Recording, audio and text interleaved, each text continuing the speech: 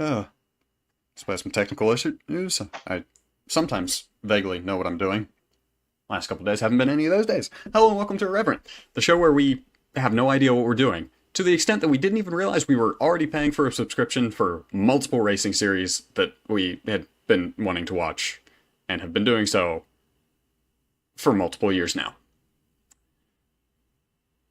It was not our proudest moment last week whenever we realized this. But in other news, we're going to be covering the World Endurance Championship and MotoGP more often now. And speaking of which, that's what this episode's about. Last week, Isaac decided to ask us, extra question, are 24-hour races actually a thing? And, well, simple answer is yes, which is what we're going to talk about for the next at least hour and a half. So to get us started, Levi, you want to go ahead and explain a little bit about what the World Endurance Championship is and what's special about it? Oh, finally, I can do some mansplaining. WEC, so I'm going to explain it like you're all five. It's the World Endurance Championship. It covers usually between, I feel like we're averaging 9 races a season, but I would guess between 8 to 10 in history. Covers it all around the world. Le Mans is its most famous race. The World Endurance Championship, how it works is it is multi-class racing. So unlike your Formula Ones, NASCARs, IndyCars, rallies, instead of the same cars enclosed in the circuit, there are at least 3 classes of cars riding around the same race. And those 3 classes this year are Hypercar, which is the premium class. It's the fastest class. LMP2, which is the class below that. LMP2 is kind of like, if you're into IndyCar, LMP2 is kind of like Indy Lights. If you're into F1, LMP2 is F2. And if you're into NASCAR, Xfinity is LMP2. It really is just kind of a, and now LMP2 is a spec car. All the cars are the same. But yeah, it is more of almost a junior to the hypercar, where guys doing well in LMP2 will probably get promoted to hypercar. And the slowest series is GT3. Now, GT3 cars is kind of like, your European stock car racing. GT3 cars are race car versions of street-going European models. For instance, kind of like, your Lamborghini Huracans, your BMW M4s. Generally, they're supercars, but sometimes you have a M4 or a Ford Mustang, which is more of a sports car, but it's still fit under the GT3 parameters and we're allowed in. So multi-class racing covers between 8 to 10 races a year. And what makes it so special is, yes, once again, WEC is one of the few series on Earth that has multi-class racing. But most importantly, it's endurance racing. These races are very, very long. Well, again, 24-hour races exist, but this is the lone 24-hour race. You're going to have this. You're going to have several 6, 8-hour races. And now Sebring is IMSA. Help me out, Eli. I don't know if they have a 12-hour race, but I know they have several 8 and 6-hour races. This I race. think that I'm trying to remember, because I was actually just checking that. I want to say Coda is, but for some reason, the time is not listed. Of course, when we need them the most. But yeah, listeners, that's what WEC is, the World Endurance Championship. And it is a championship that me and Eli, that kind of like was one of the championships we had in common when we wanted to start the podcast. It was like, yeah, we both like WEC. But yeah, it turned. So if you listen to the last episode, what happened after the last episode was we were talking about wanting to see this race, and we were in absolute shambles. We're like, how are we ever going to get a good, like, WEC is like $70 a year to stream, or is it a month? $70 a month a year. It's expensive. I know Okay, that, and I it's think it's money. a year for it's basically like $10 or $15 a race. Yeah, and that's not a good value to me, or either of us really. And so we're like, we're just wondering how we're going to watch it. And so we both look up, what's it streaming on? and we see Motor Trend. It's kind of like, okay, whatever. I guess Roku has Motor Trend, I think. And then we see Max. And I'm like, well, I don't have either of these. And Eli's like, no, Max is just HBO Max. And I'm like, holy crap. I have had an Amazon Prime account for years, which gives you HBO Max. So yes, we literally, me and Eli could have been hanging around enjoying in WEC for years together, and we did not. We All it just took was a did not Google realize. search, but we never did it. Yeah. Oh well. Well, that's what WEC is, and that's why we're suitable for this podcast. Yep. So, what we're going to be talking about today is we're going to just do a general run through of the race and talk about some of the chaos that happened, especially during the nighttime. Though some of the nonsense happened before the race even started. So last year, Ferrari returning after, 40 years since they had last run Le Mans? Something like that. Yeah. Managed to win it on their first out. So they came back this year, and they were looking good. Except both of their factory teams, they both had 10-second penalties from the start because of things that they did in qualifying. I forget what the exact details were, but basically they messed up pit stops in qualifying, meaning that they were going to suffer. And those are some of the very...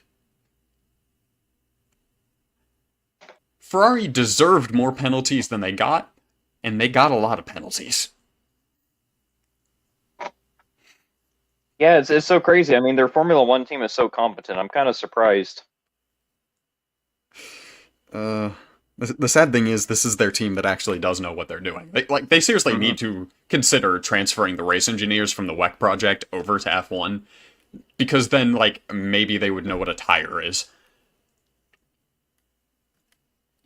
No, they have a perfect understanding of, especially wet weather tires. Good news is the next F1 race is in Spain, so it's probably not going to rain. Probably won't matter anyway, because Max Verstappen's going to win. Yeah. Also, that's a joke, because there was, a monsoon in Barcelona this morning. I'm never on my phone. I'm a hermit. But anyway. Yep, so... neither of us actually watched the beginning of the race, because that involved sitting on our computers at 10 in the morning watching a race that we knew we were going to spend most of the rest of the day watching. But we have priorities, guys. Yeah. The most relevant thing that happened was there was a mechanical problem for one of the LMP2 cars. They had to make it back to the pits. They got it fixed. They were back on track. And basically that's it. There were some pit stops. There were some changes of positions, but like I said, we didn't watch it, so we don't really know much. But within half an hour, the number 50 and number 51 Ferraris had made it up from, I believe... I want to say, if I'm remembering right, 50 started on pole and 51 started 5th. I could be mistaken in that. But, so they were moving up, having a good showing, because... So for anyone who doesn't know, which is anyone who's listening to this, because we literally started this because we know no one who wants to talk about racing like we do. Yeah, no one's listening to this. Yeah. Actually, hey, Eli, I remember I forget if it was for our first episode, this was actually recorded, but I told everybody, hey, if you listen this far into the podcast, you're like an hour and a half point. I said, if you listen this far into the podcast, please text me and say, I listened this far into the podcast. Would you like to guess how many texts I've received? 0. Somehow it's less than 0. It is dead 0. Huh. And you know what? I'm going to do it again. Listeners, if you made it past the intro and you're listening to me right now saying, text me if you made it this far into the podcast, please text me and say, I listened this far into the podcast. I mean, I'm going to be honest. I'm not sure. My shilling for money at the end is mostly just waiting to see if I ever get a message from somebody being like, "Hi, you think this is worth anything?" Yeah, I guess. But yeah, no, totally. Text me, listeners. Tell me you listened. That might have been And the if you episode don't, where nobody could hear you. I think it might have been. I really hope we get a text this time, and that will make me feel better about myself. I mean, our average watch time is something like 2.5 hours because I have that statistic. I mean, That's I total across usually all 5 hours, and I'm pretty sure most of it's you. most of it's me. But anyway, the Penske Porsche is in third, and we have the number 3 Cadillac, the number 85 Ferrari, which was not a factory team. Sort of? Because it's being run by the same team that's running the 2 factory Ferraris, but it's not a factory Ferrari, which also means that it gets to run the yellow livery, which looks substantially better than the red one. I really want to interject here really quick, if that's okay. Yeah. I mentioned liveries, Okay, I I was expected you gonna to. say, I feel. Oh, that no, totally. And what makes the yellow so good is it's running with the red. If they were two yellow Ferraris, it'd get old. But to see a red and a yellow, it's like, oh my goodness, this is amazing. Yeah. But I was gonna say about the way it's treated, the '83 Ferrari. Like, it's not a factory team, but it is. Let's talk about MotoGP really quick, because this is how MotoGP works. Is MotoGP all the manufacturers, which at this point we're basically down to 3, which is pretty depressing. I mean, back in the day you had like 6. And hey, IndyCar They only have a has 2. factory team. Oh, what do you say? I said IndyCar only has 2. They're about to be that bad. But yeah, so the way MotoGP works is kind of like Le Mans. You're going to have your factory teams like your Ferraris, or in MotoGP's case, you're going to have your KTM Red Bull factory team, your Ducati factory team. But then you have a lot of other teams who they aren't the manufacturer's choice of drivers, but they're that individual team's drivers who drive that manufacturer. And the reason like Ducati cares about the drivers who aren't on its factory team is because there is a manufacturer's title on the line, and every driver, or I guess rider, riding your bike is going to gain you as a manufacturer points. So you want to have your factory team perform the best, but you also want every other, let's say Ducati in the field, finish behind them. So I think that's kind of why it's kind of a weird thing, but Ferrari probably cared about the '83 just as much as its own factory team. 85. 85%, yeah, we'll go with Yeah. that. Ferrari is pretty elitist. But yeah, no. Well, the weird thing about this was it was the same team, but only 2 of the 3 cars had factory support. That's what was weird about it. They were all 3 run by AC Corsa. But only the 50 and 51 were Ferrari AC Corsa, whereas 85 was just AC Corsa. Interesting. Yeah, it's a Ferrari thing. They're weird. It's because it's yellow. If it was red, it would have factory support.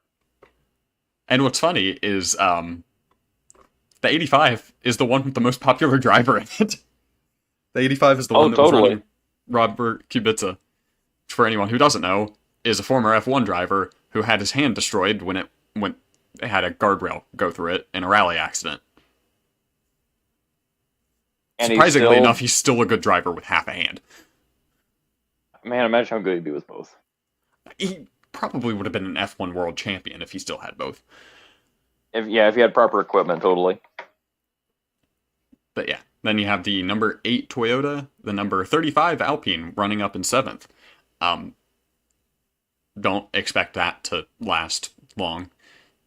The Alpine might be the most beautiful of the hypercars. It's compensating for its absolute lack of any form of performance. There are worse. Not much. But there are worse. Ooh, dope! Yeah. They somehow upgraded the car and made it slower. Then you have the number 5 Porsche, the number 36 Alpine, and the number 2 Cadillac. It's the top 10. And that's coming up at the end of the first pit cycle for hypercars. But yeah. So there is another team that'll become relevant later, and that is what in the world is there? The Hertz Yoda car. They did not qualify well, but Wow. as we get into the race, you'll see why I'm mentioning them. They were at this point, I believe, 15th. I don't have the full standings in front of me, but they were somewhere in the lower half of the hypercar field.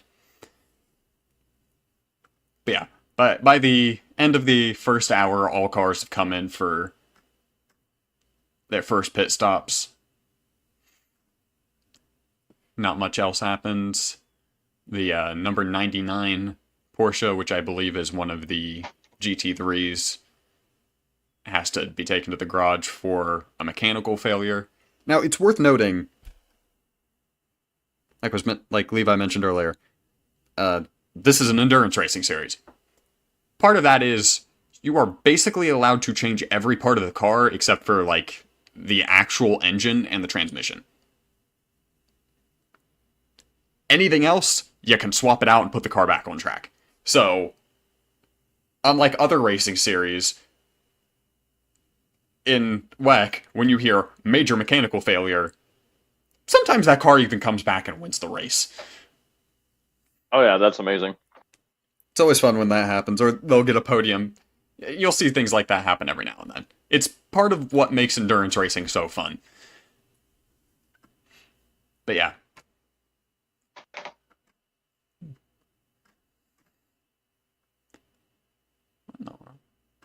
Sorry, website messed up. But basically, Rats. first couple hours are fairly typical running, just them going around, getting the first couple of rounds of pit stops out. A couple of penalties happen.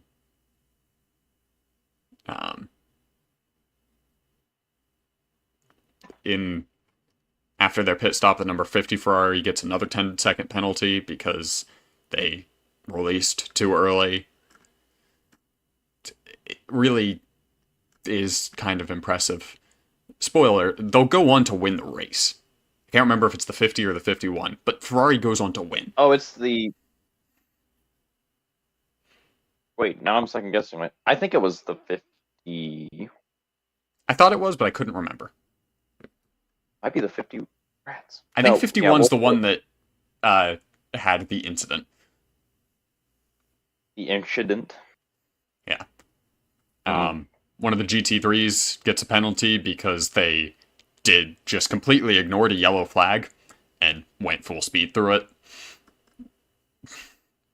GT3s are going to do GT3 things. You know what?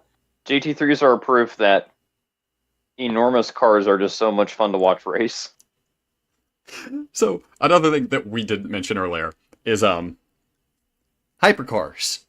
You gotta meet a certain standard of driver, and that standard is really high to even be allowed to compete in that category. LMP2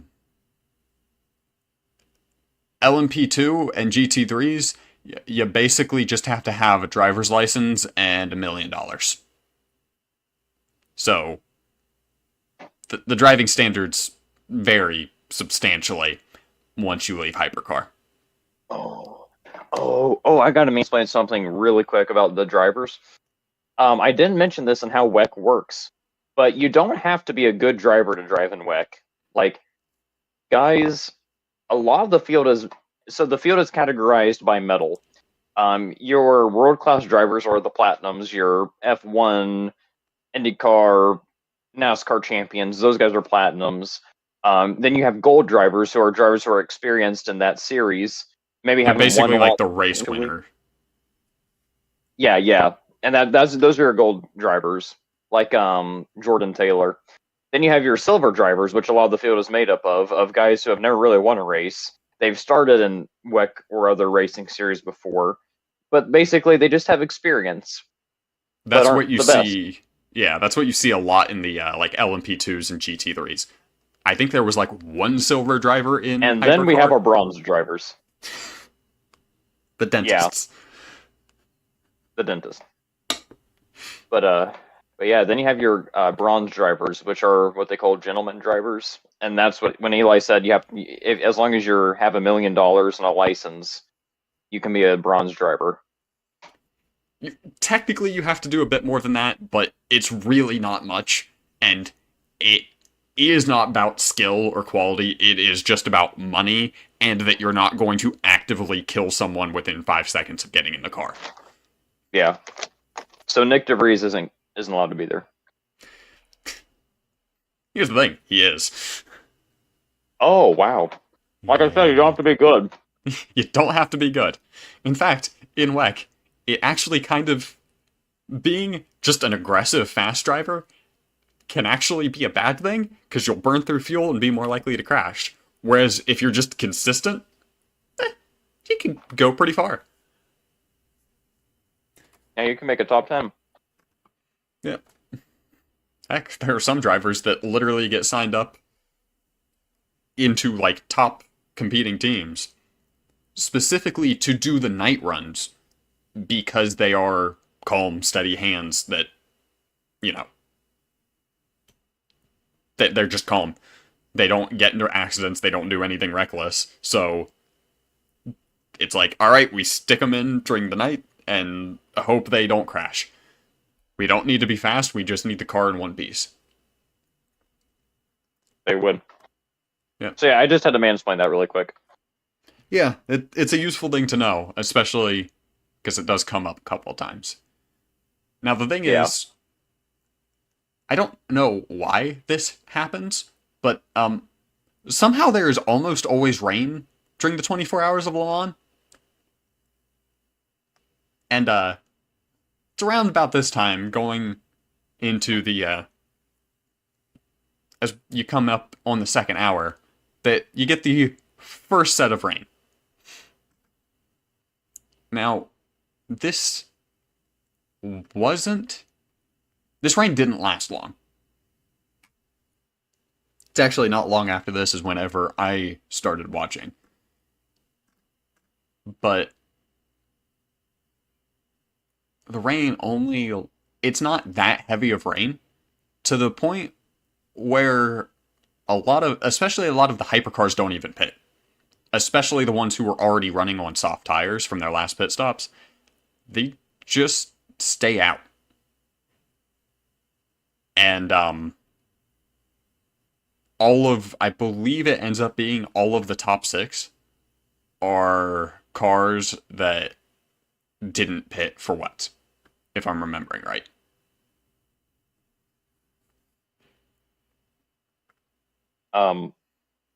Yeah.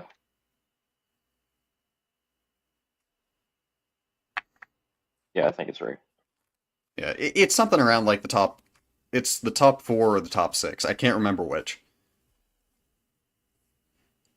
But yeah. Eventually, they think it's gonna start getting worse. The number 6 Cadillac eventually, they decide, actually they think it's gonna get worse, so they decide to pit. And this leads to Kubica taking the lead in the number 85. That does not last too long. No, he saw the guardrail and got nervous. It was rather what he doesn't see later, but Oh no. Yeah. So then a couple laps later, the number 54 just gets wiped out. Was that? Oh my gosh! Oh, was that the one? Wait, let me pull it up here. Was that the one where like the driver was talking about his mild concussion, and like he went like going into the chicane, he just totally dumped that car. It's a GT3 and a LMP2.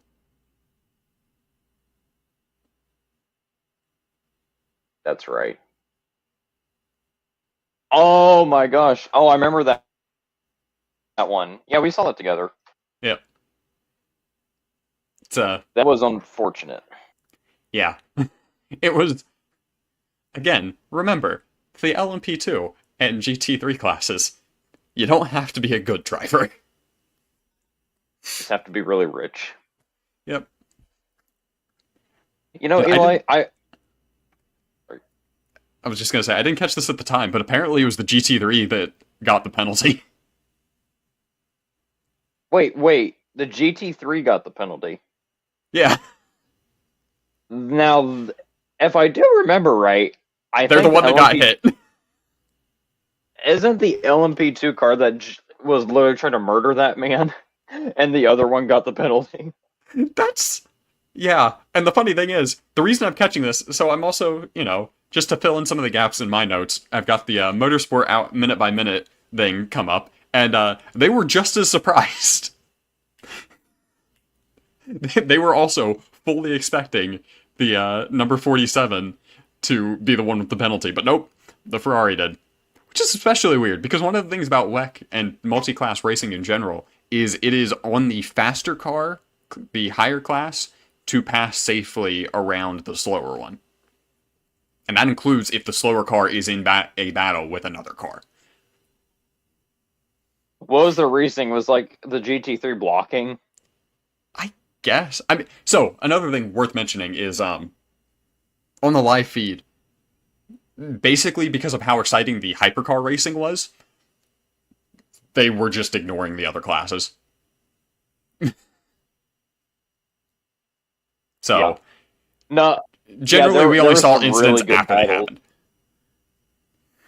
Yeah, and you know what, Eli? That's a good thing to me talk about is the coverage, and that's true. I mean, a lot of people, including myself, we love hypercar, and it's the best thing about WEC right now.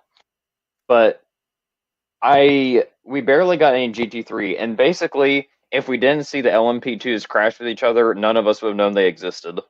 I think the only time LMP2 got coverage outside of a safety car was when they were involved in an accident. Yeah, or like a mechanical failure. Like we didn't see any LMP2 battles. No. Which is funny, because they're the most comparable cars. Yeah, no, I mean they're the spec car of the series, and but yeah, I mean I can concede that hypercar is definitely the reason I watch WEC, and I'm glad they mostly cover it. But at the same time, it's like it is very obvious which one they like too. Yeah. I mean, it's the thing that's like, it is what is selling them right now.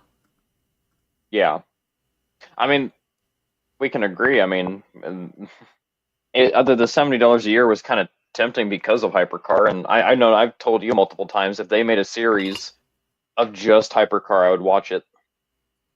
I mean, we were both fully considering at some point paying for that subscription.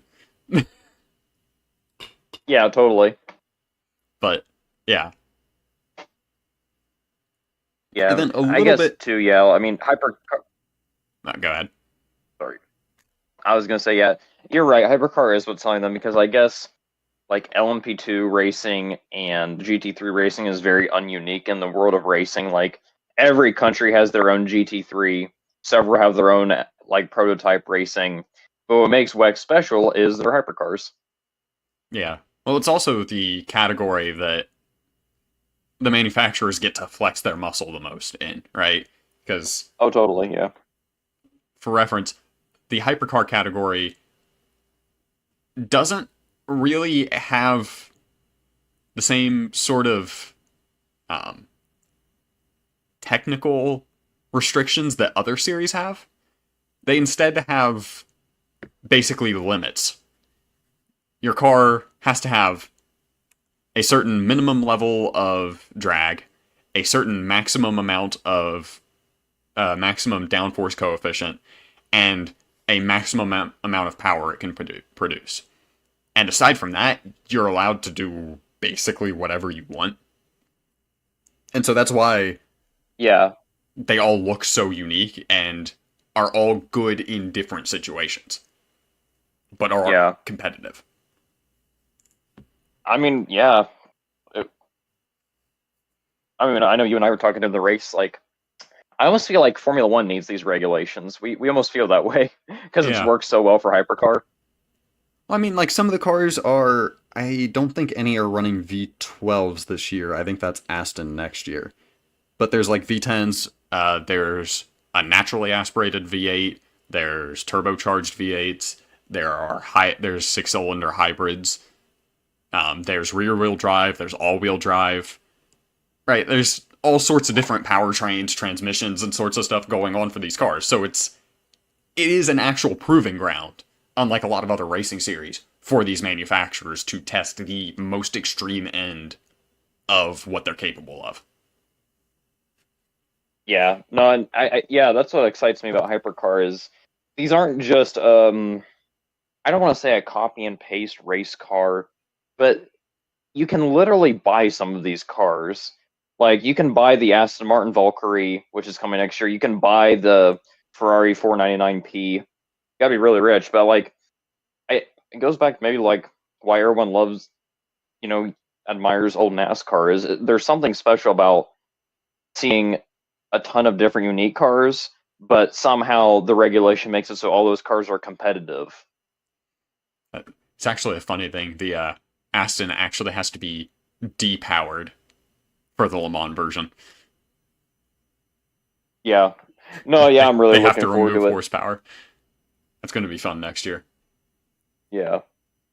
No, I'm totally no like right now Lamborghini and Cadillac are my two favorites, but Aston's gonna join that stable next year. Yeah. If only Lamborghini were actually doing good. The car looks so good. It stunk. Yeah, no, I agree. Like it was I was hoping to turn on because of course I haven't followed WEC because as you know, neither of us knew we could watch it. But I really didn't know what Lamborghini was doing. I knew they weren't winning, but I didn't know how bad it was. And basically, they're only a bit better than Peugeot. Yeah. It's really not great.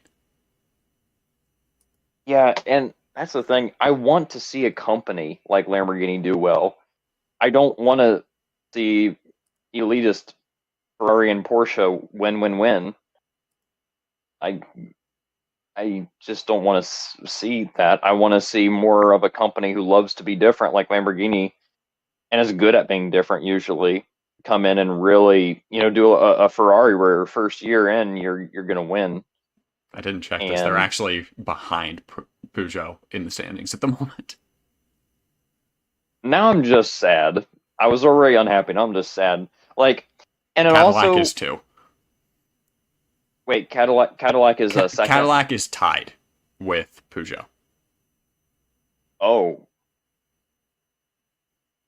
oh my gosh, man! I didn't realize it was Cadillac won IMSA in 2022 and three. I think Cadillac has been the like American hypercar right now, Yep. and then they get over to Europe and get beaten by. Well, the thing is, Cadillac is going up against Porsche in America too, and they're winning. That's Yeah. strange. Because the only really different ones they're going up against that are really good is, Ferrari and Toyota, really. So But now I'm very sad. yeah. Oh well, but yeah, no, my favorite color is green. And when I see a green company do it, because did you know this, Eli? This is kind of getting off the topic. Did you know green is considered unlucky in racing? I know it's considered British in racing, and generally being British is not a great thing. Have you seen their teeth? Yeah. Ooh, I guess that means I'm British. But Ignore the yeah. giant green. Our background isn't green; it's teal. But the thing is, guys, my favorite color is green. And when I see green cars not do well, I get upset because they deserve better. They really do. Lamborghini, Peugeot, Kick Sauber.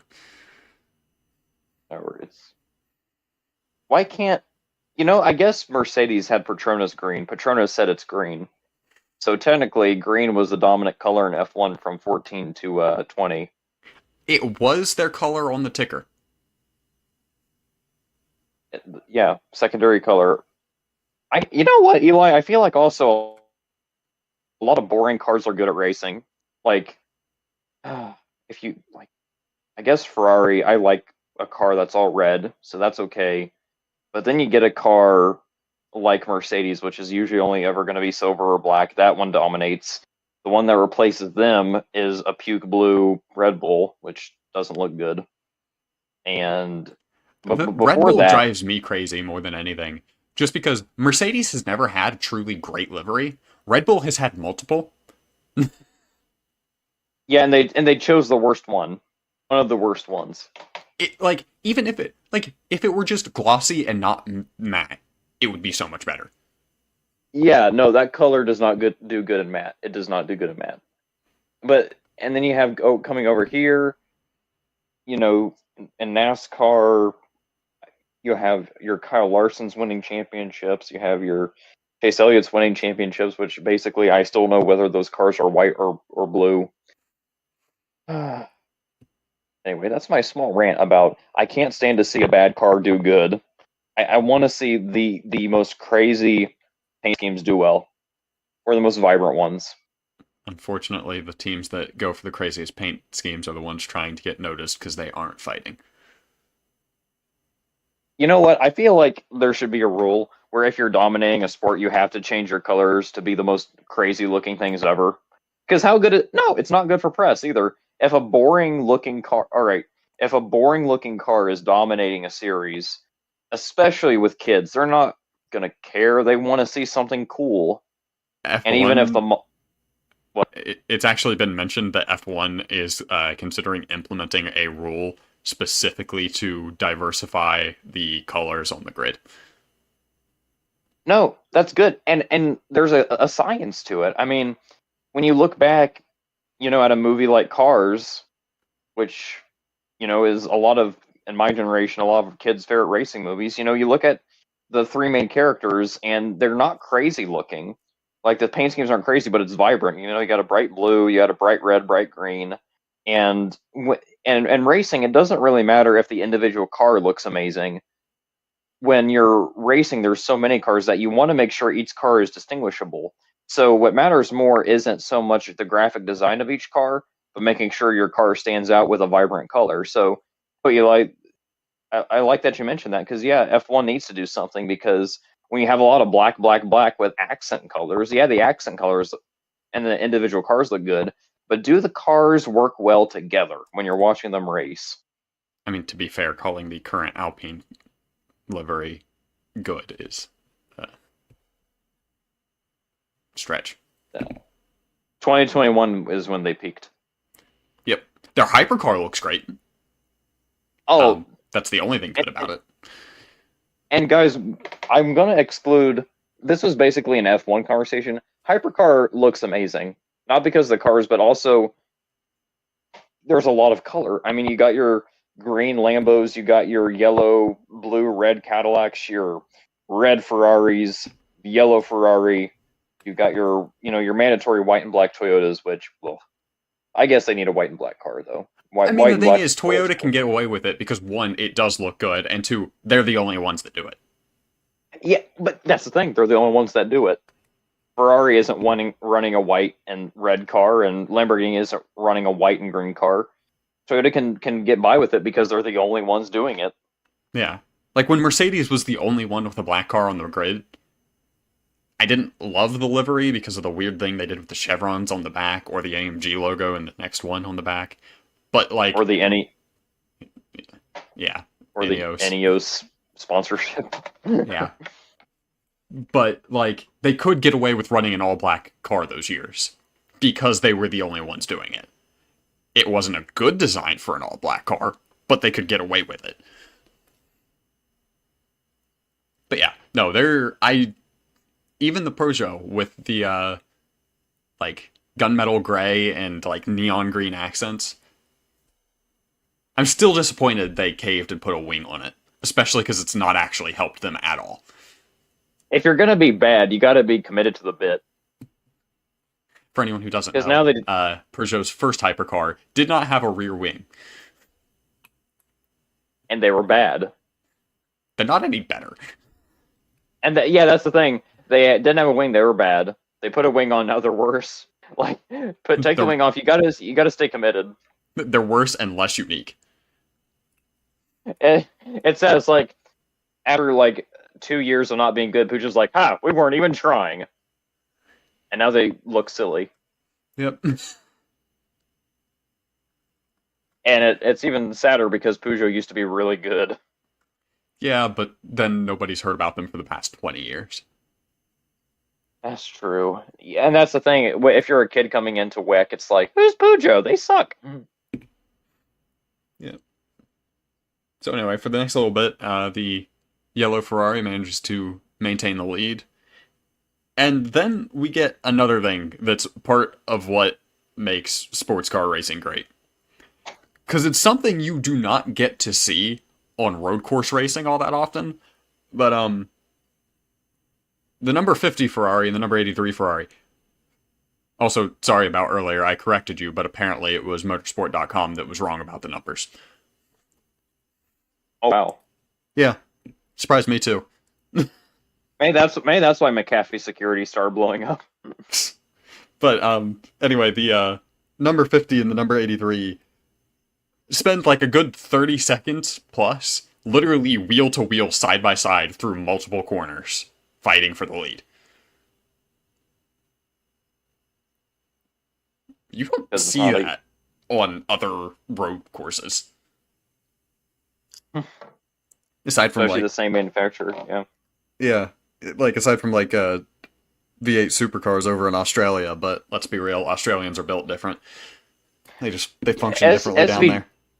SVG breathed on a kickball and it went 75 yards. Australians really are just built different. Look, man, you gotta have something to deal with their wildlife. Yeah, you got to make iron humans.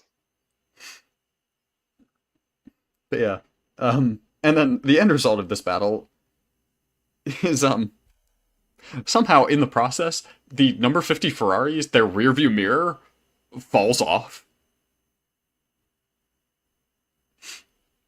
Now, this is less of a big deal than you might expect, because in the current hypercars, there aren't actually rear windows, so the rear mirrors are just screens to a camera.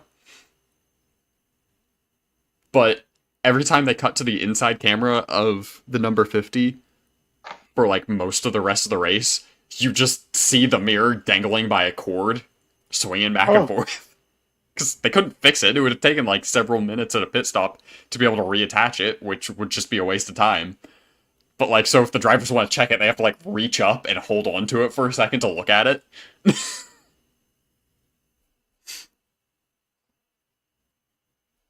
Yep. I think I prefer regular rear view mirrors, but unfortunately they can't run those. Yeah, rear view mirrors kind of require there to be a window for them to reflect out of. Yeah. Oh well, I guess we'll live with what we have. Yeah. And we also, wouldn't get something as silly and ridiculous as that happening. Mm-hmm.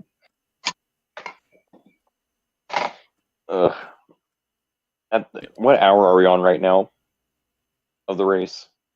According to my notes, we are going into as a countdown. This is coming up on 1 p.m. Not our time, but or yeah, no, it would be their time, our time. Time zones are weird. We're coming up on into the hour 21 from the countdown. Oh, okay. So it's like the third, fourth hour is where we're around. I don't really have too much to say. No, the only only notes I have for this hour is that like the number 54 GT3 car had a bad crash and there were some driver changes. Literally, that's all I wrote down for the next hour and a half. I do not have much to say hour by hour. Until we get to start getting to the nighttime hours, then I may have a few things to say. Yeah, that's where things start to Um, pick up.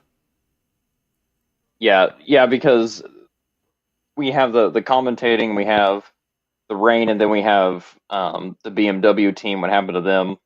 Because yeah, we didn't watch too much of this, but also like I mean, we did watch like 9, 10 hours. I guess that's true. I mean, like we didn't get there until yeah this 1 p.m. So I guess we're kind of getting to the point where we're This is actually where going we to be started watching together, yeah. yeah. Because I you know what I think we need to talk about now. What's that? Actually, I know it doesn't happen in 4 hours. Is Alpine and they're dropping out. Yeah, we'll be coming up on that fairly quick. Because, Yeah, because not a lot of crazy stuff happens in the next 3 or 4 hours. yeah. There's some more rain, but this rain was kind of fun because it was light enough to be noted, but it was heavy enough to be noted, but so light that nobody pit. Like, almost no one pit for wets, which then means that everybody is driving on slicks on a slightly slippery track. So, unsurprisingly, we get some more penalties from the LMP2 and GT3s, and also the 93 Peugeot, who managed to crash into the 95 McLaren GT3. Oh yeah, Yeah. Fujo moment. Yeah, it's like most of the incidents here are like GT3 and LMP2s, and then there's like Peugeot somehow getting a hypercar involved. Uh, but yeah, Ferraris after some pit stops start fighting back up to the lead. Um, but this is why I mentioned Yoda Sport Racing earlier,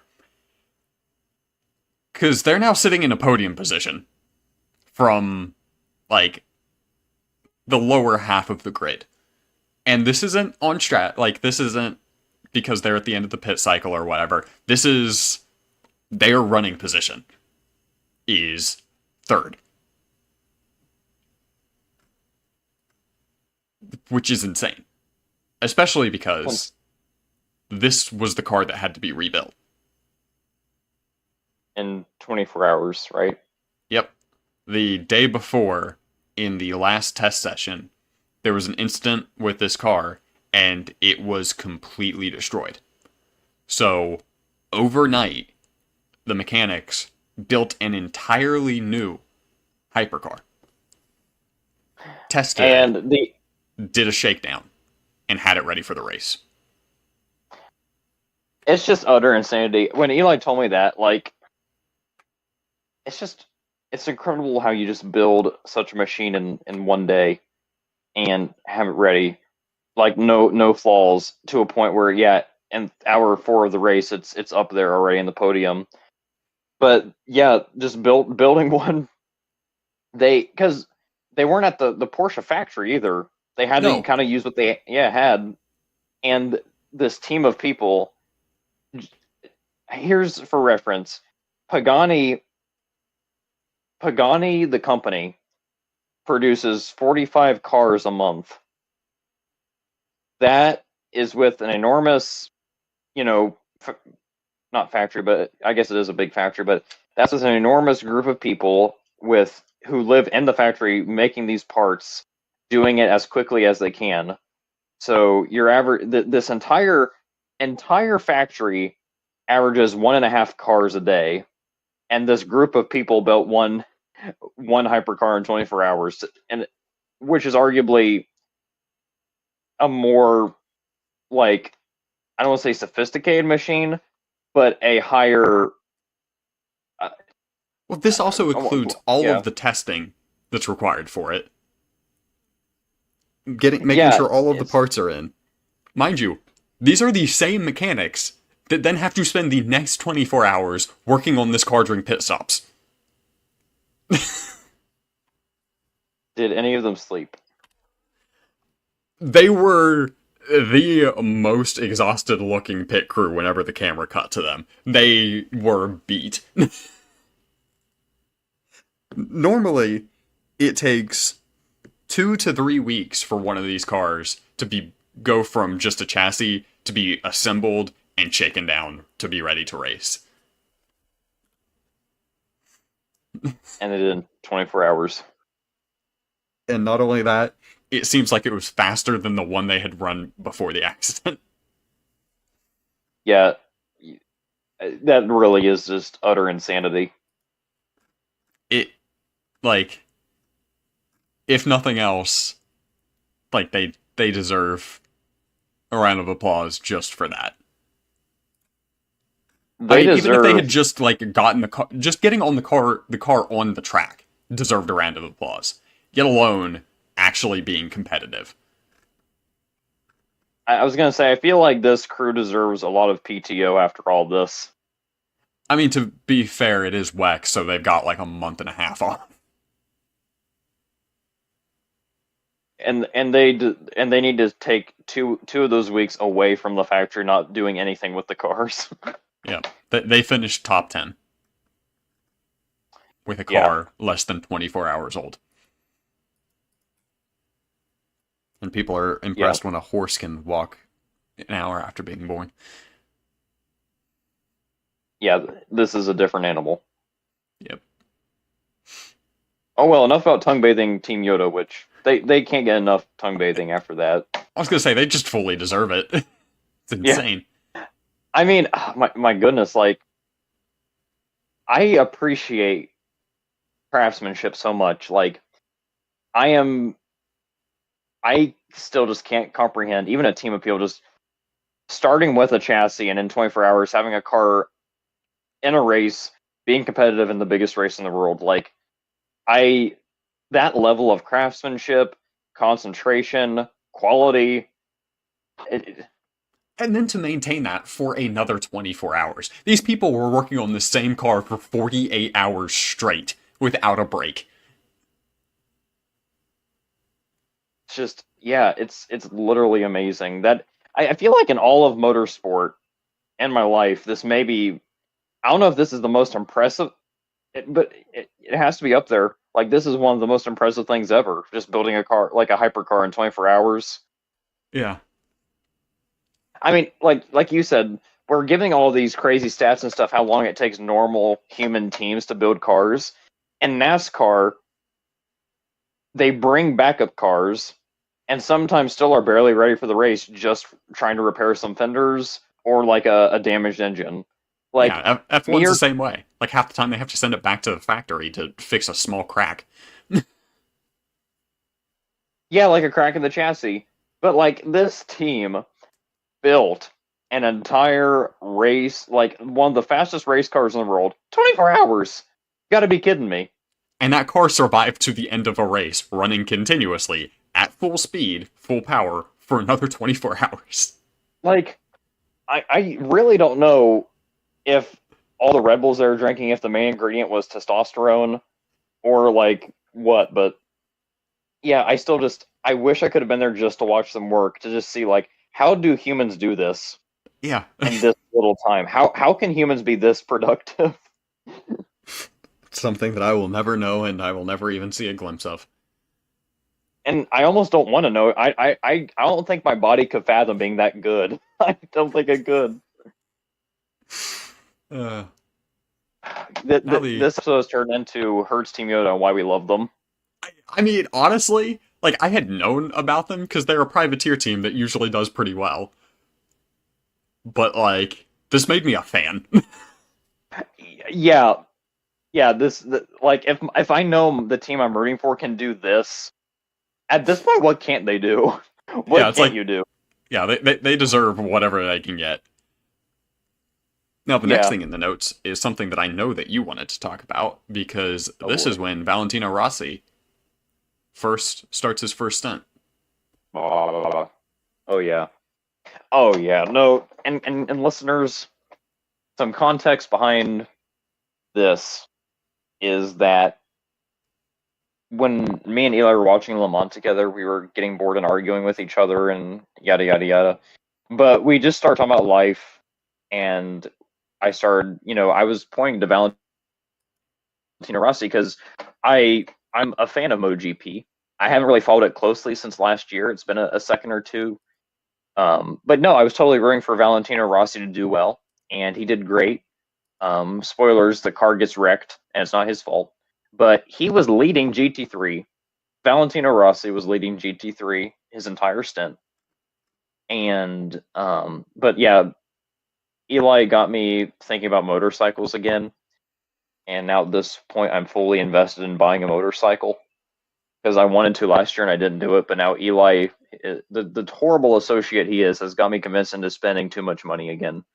But no, yeah, I'm thinking about it a lot, and it was cool to just see him do well, Valentino Rossi, because I was totally thinking about MotoGP a lot, and I'm like, wow, it's so cool to see a guy go from motorcycle to just be the leader in the GT3 class. Yeah. For as much as we might make fun of some of the GT3 drivers, the actual amateur drivers tend to be racing in LMP2. GT3 is generally fairly competitive and fairly Yeah. skilled drivers. So, Well, oh, sorry. yeah, just the fact that he was able to hop into that race and lead. I am seriously disappointed that his teammate managed to crash out. I think it was actually literally the next stint. Uh, I was that because I was going to talk about GT3 and how um, the Mustang and everything. How you said it was a weird car, and then I realized I was looking back through all the GT3 cars in history, and I'm like, yeah, the Mustang is one of the few cars that is not a supercar. Like the Mustang and the BMW M4 are very weird GT3 cars, Yep, but everything else I is am like some rooting. form of sports car. Yeah, but I was still rooting for Ford because I'm a Ford guy. So I was rooting for Ford the team, but as the driver, I was really rooting for Rossi to do it, like that team to win. And it looked like they were going to for a while. It wasn't even close. If they had just made a decent pace, probably would have won. I was gonna say, didn't they at one point have like a minute and a half lead, if I'm remembering right? Yeah, yeah, it was crazy. No one was anywhere close to that team. But then his teammate, I forget what even happened. Didn't he like lock up in the wet or something? And I did we go too far into the night? Because I think we talked. I mean, we're skipping a little bit ahead just because we're currently talking about just because we're talking about Rossi. Yeah, But yeah, because we're at the 2 p.m. mark right now, yeah, but yeah, I think that happens not too late in the night. I think it was like 8 or 9 p.m. yeah, I was gonna when we say were it was watching. fairly early in the night, but it wasn't too long into the next driver's stint, if I'm remembering right. Yeah, so but I was disappointed. I really wanted to see him win, and yes, I'm still gonna buy a motorcycle as long as you buy one with me, Eli. I have been thinking about it for a while. Now I Feel like, definitely am gonna know when if some certain people listen to this point. yeah, hey, I heard you wanted to buy a motorcycle, buddy. No, Well, that's one possible outcome. The other one is far more violent. wait, what? Priscilla doesn't have the patience. Oh wow. Oh. Now, well, thanks for letting me know this because now I just won't tell anybody anything. Hey, it's on the internet. Never mind the fact that nobody will listen to it. I was about to say I kind of feel safe like gossiping about all of our friends at this point because no one listens. I'm not gonna lie, I partly just throw random asides and tangents in just to see. Because eventually, if they listen, they will mention it. Oh well. I think we're at the hour mark, and Yep, so we're if you just around there. and if you listen this far, then you get the same honor in my heart that Hurts Team Yoda gets. I don't think I can respect anyone that I know that high. I've been around these people for more than a day at a time before. And I'm sorry. Anyway, we're getting to the point where Alpine explodes. Oh, let's talk about Alpine exploding. I saw this when we. This was the. I feel like the first big thing we watched together. When we saw this, I'm like, holy crap! Like Alpine isn't good wherever they go. Yeah, so because this is Alpine's first full season with a hypercar, and Alpine. For those of you who don't know, because you wouldn't know, because nobody knows what Alpine is unless you follow motorsport, because they're trying to use it to sell a brand where they've only produced one car. It's Renault.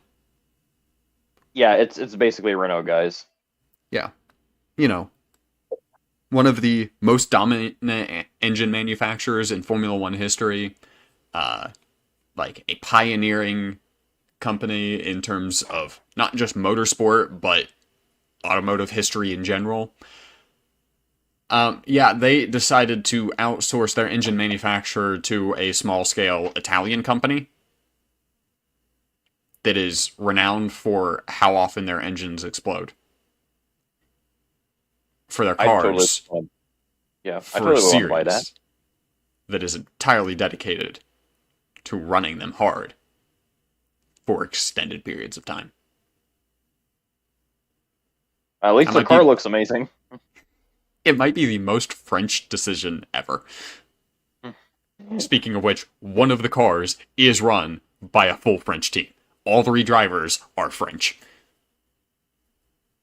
No French bias.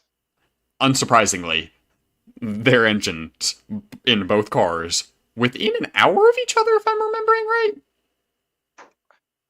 Um, Let me see. Because I know one happened at 5 p.m. I think you're right. I think both their cars blew the engine.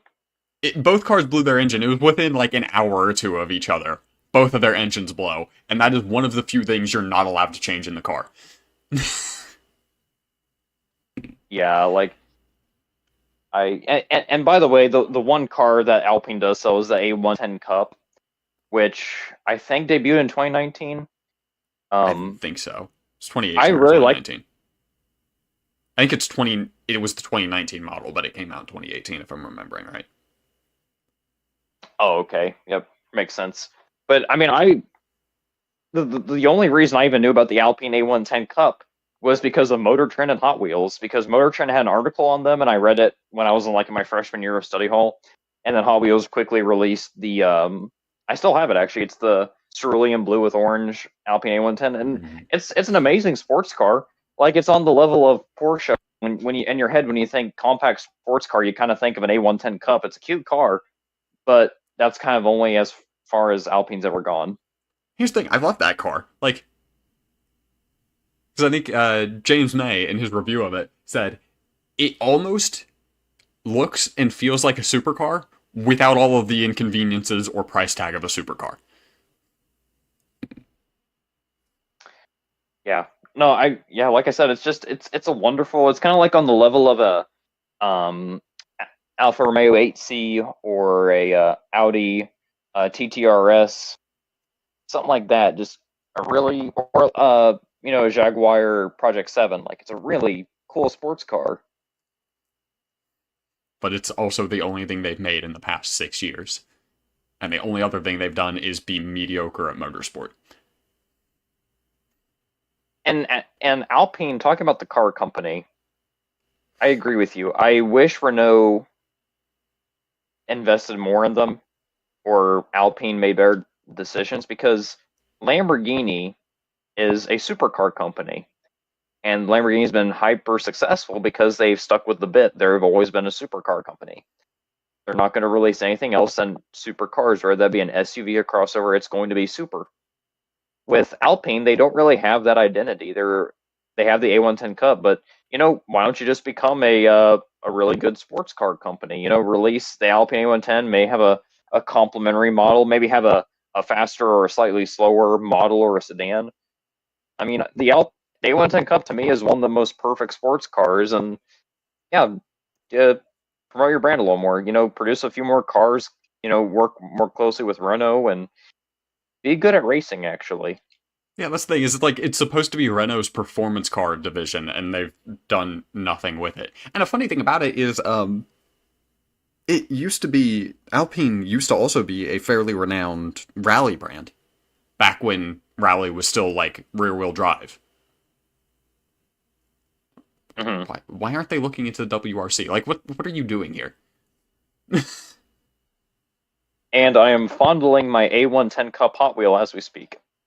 It is such a cool looking car, though. So it is like it's just it's so perfect. I feel like if you were to buy a generic racing game, I think the compact sports car would probably be the Porsche 911, honestly.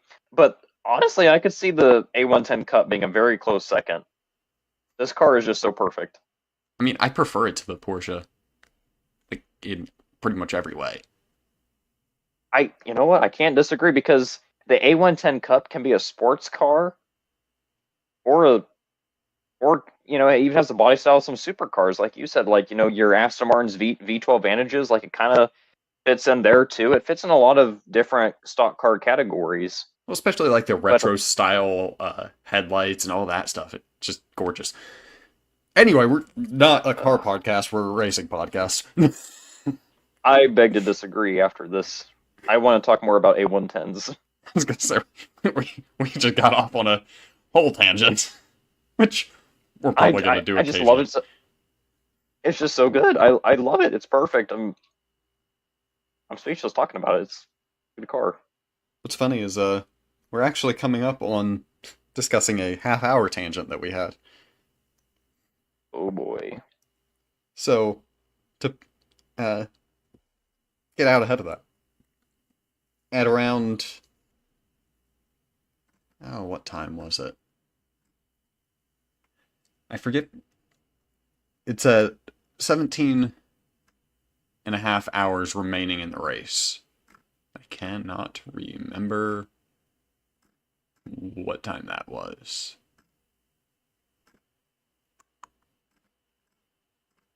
But basically around then, it's as the sun is starting to set, how that's going. The number 83 Ferrari, which is back in the lead of the race after a couple of pit cycles, comes up to lap a GT3 and LMP2 car. It is currently back to Robert Kubica, as the driver. And instead of waiting for... So basically what happens is the LMP2 is going to pass the GT3. And then instead of waiting, mind you, the number 2 hypercar isn't that close to him. There's a decent gap there. Instead of waiting for the LMP2 car to finish its pass and then going for the pass on both of them, he decides to just send it straight in between them and completely wipes out the LMP2 car. Like, it happened so fast that you could not even tell what car hit them. Like, the relative speed difference was so high that you couldn't tell what car hit them. It was just instantly, suddenly, the, what number was it? Number 15 LMP2 car is just destroyed. And Bobby K just keeps going. Oh wait, was this Oh, but This led to yeah, the this barrier damage. Ferrari. Yep. Yeah. Yeah. I what to say with that wreck really? Besides, it was just when you look at it, I we can all blame him too much, but at the same time, it was more of a fast sideswipe, like you said. It was more of a kind of came in really fast on his side, and I don't know if Bobby K, you know, What happened is that the track there slopes to one side. I would say it wasn't as egregious as the LMP2 GT3 crash. It wasn't good, but it wasn't that egregious as that bad. Yeah, but like what was dumb with this was if he had literally just waited another 3-4 seconds, it would have been fine. Like this would have not happened at all. Yeah. The LMP2 would have cleared it, and then he would have had just a perfectly clear line where this wasn't even a risk. Because, like, that gap was barely wide enough for him to get through. So, when basically what happened is the track there shifted its banking a little bit. So, as he's flying between them in this tiny gap, it shifts, causing him to pull to one side, and the speed difference is so high that it just completely wipes out the other car. And it's like, he should have known better. Hmm. Like, just 100%, dude destroyed those guys' race.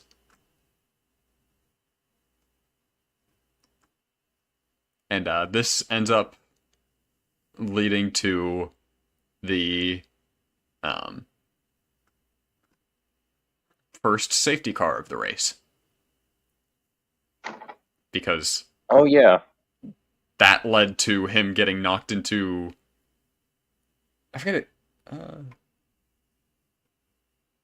Yeah, if I remember right, the number 15 ends up getting knocked so far off it hits the barrier and damages it. And Wow. this ends up being so bad that they literally have to bring a truck out, get out with angle grinders, cut out the section of barrier, bring in a new section, and weld it into place. Oh man, I remember that. Yeah. So this leads to. Here's the thing Le Mans is a very long track. So them throwing a safety car is a big deal, because it actually requires them to send out 3 of them. It takes a minimum of 15 minutes to go through the safety car procedure. This ends up taking. Let me see if I can actually see just how long. The safety car comes out at 4:37. Da, da, da.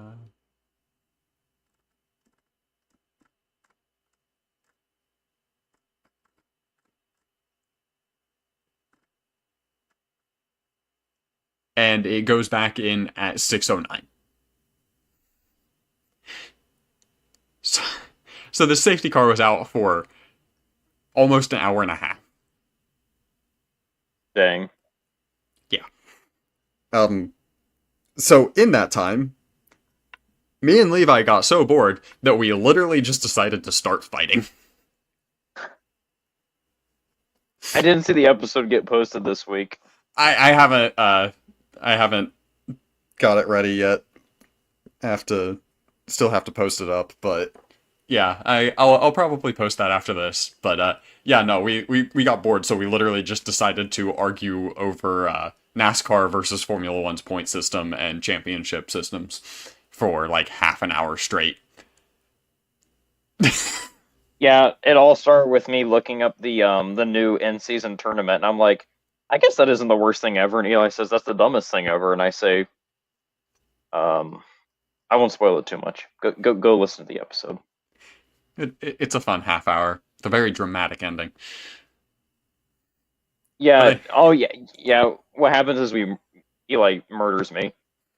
Literally, I'm talking to his ghost again. Eli has this bad habit of talking to me even while I'm not around.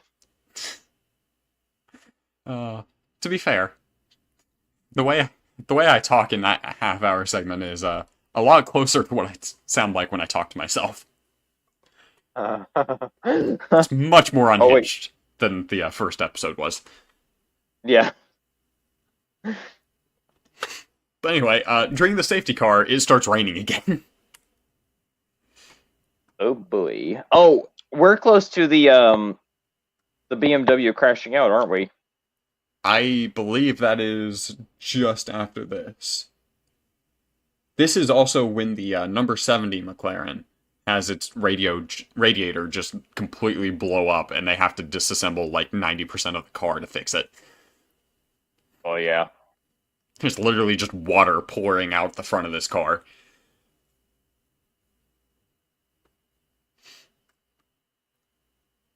And then, oh yeah, um, I forgot that it took them nearly 2 hours to finally penalize number 83 for what happened. But Oh yeah, they got a 30-second stop go penalty at 6:23. yeah. Yeah, that was the tweet I was talking about, where the driver of the LMP2 was like, "Yeah, I'm okay, just a mild concussion." Yeah, Um, and he was just basically talking about how the FIA sucks. yeah. It took them 2 hours to get around to penalizing that. For reference, a 30-second stop go is, I believe, because of how the pit lane is set up, at minimum a minute long penalty, if not worse. Yeah. So that is basically the number 83's chances of winning out the window.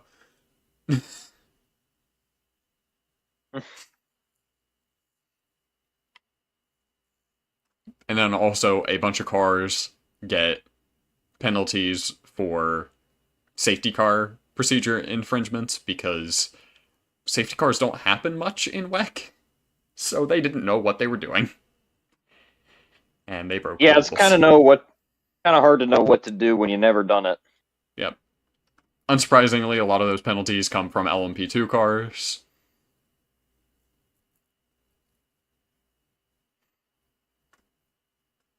But yeah, this is kind of where the racing starts to die down. And that is because we are into nighttime. And there are a lot of racetracks designed for night racing that they got all these big stadium lights. It's bright as it is during the daytime. Le Mans isn't one of those. There are no lights except for, I believe, the start finish straight and the pit straight, if I'm remembering right. So remember how I mentioned earlier they tend to put the safest driver in during nighttime. That's why. Because they are driving with their headlights. And the only thing that they know about the cars in front or behind them is their headlight and their taillight. Nothing else. Add on to... They don't have... if you've ever been on the highway at night, you can't always tell how fast a car... Either you are coming up on a car or a car is coming up behind you just based on their lights. Now imagine you're doing that at 150 miles an hour. Yeah. So this is when the monsoon comes in. And I go to bed. Yep. We both decided to go to Man. sleep. Yep. And we're rightfully so, because I want to say racing didn't start back up until, was it 4 a.m., 5 a.m.? Something like that. Not too long after we go to sleep, the safety car is sent out because the track is too wet for... It is both wet and dark. So, for them to continue actively racing. It stays out for 4 hours. The safety cars had to do pit stops to refuel. We thought it was bad at That's what I had in my notes. Detroit. Yeah. We thought Detroit was bad. To be fair, as a percentage of the race, there was still a lower percentage of this race behind a safety car than there was Detroit. And Detroit did not have a monsoon. And Detroit barely had rain. There was, I believe it ended up being a total of 5.5 hours behind the safety car. Crazy. Yep. Oh well, all for driver safety, I mean, to be fair, someone would have died. Oh, no, yeah, like Eli said, a lot of these drivers, it doesn't even matter, I guess, if they're highly rated. But these, like Eli said, they're not the best drivers out at night. These are just the steady hands. And no, yeah, there would have been a death, for sure. Because the thing is, you for the bulk of the night stint, you have your steady hand driver. The problem is, there is a limit on how long a driver is allowed to have a single stint. So, like, at some point in the night, you do have to switch it to one of the others. Hmm. So, especially if we're talking about one of the LMP2 Pro-Am teams, that can get spicy just in general. Add on to that the fact that there are flooded parts of the track, a dentist would have died. Mhm. Or more likely, a dentist would have killed someone else. Yeah. A dentist. But yeah, and I do want to mention, while we're in the nighttime, probably the worst broadcasting crew in the history of motorsports was on, and they were actively turning me off.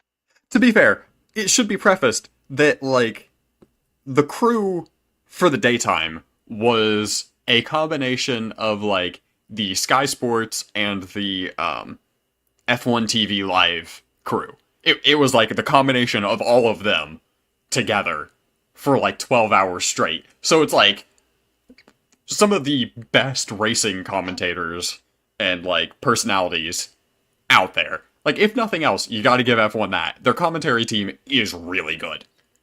That's what we had for 12 hours. Oh, yeah.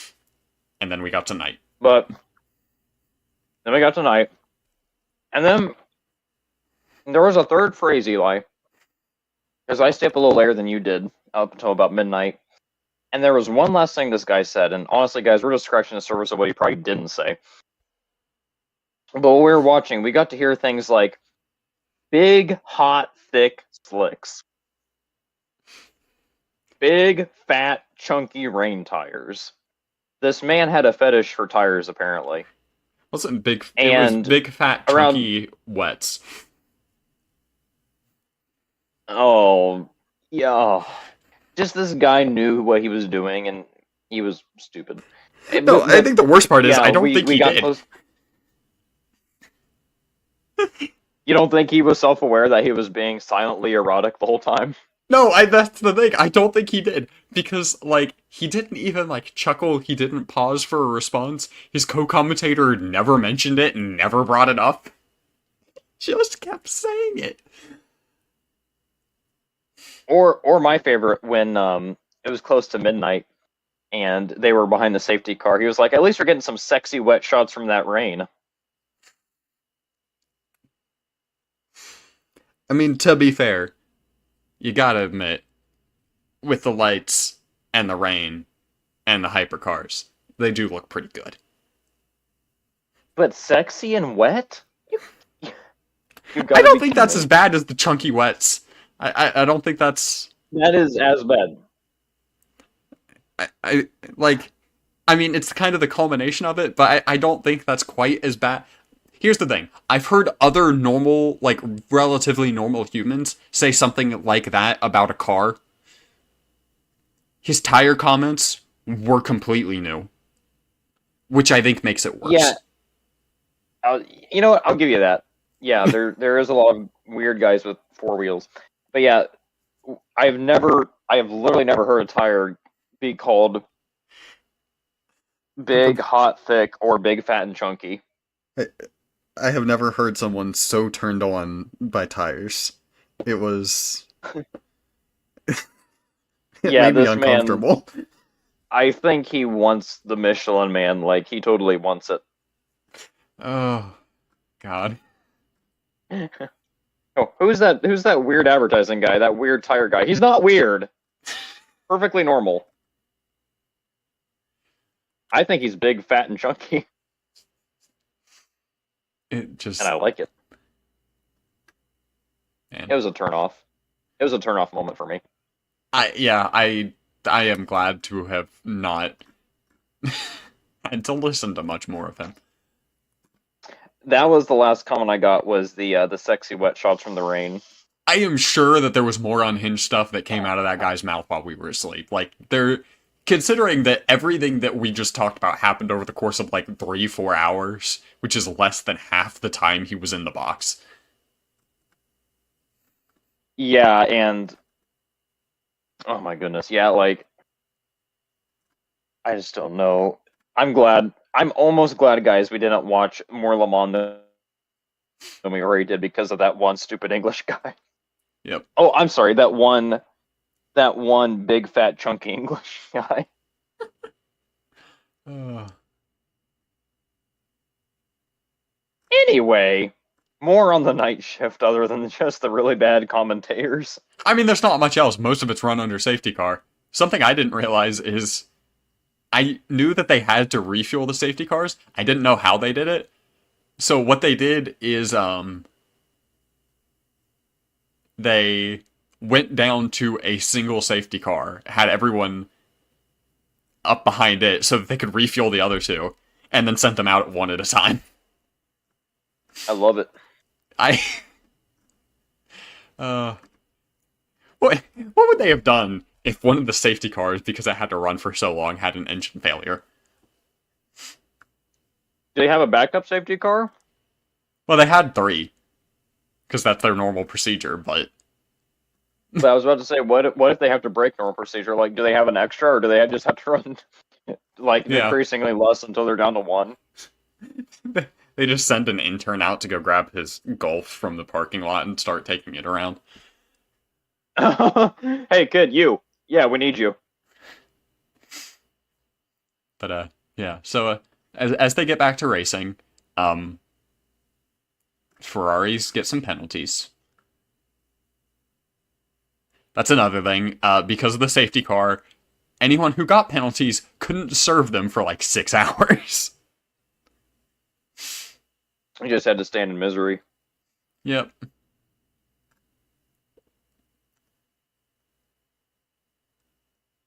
But yeah. So I think we can go ahead and just jump forward to the last couple of hours.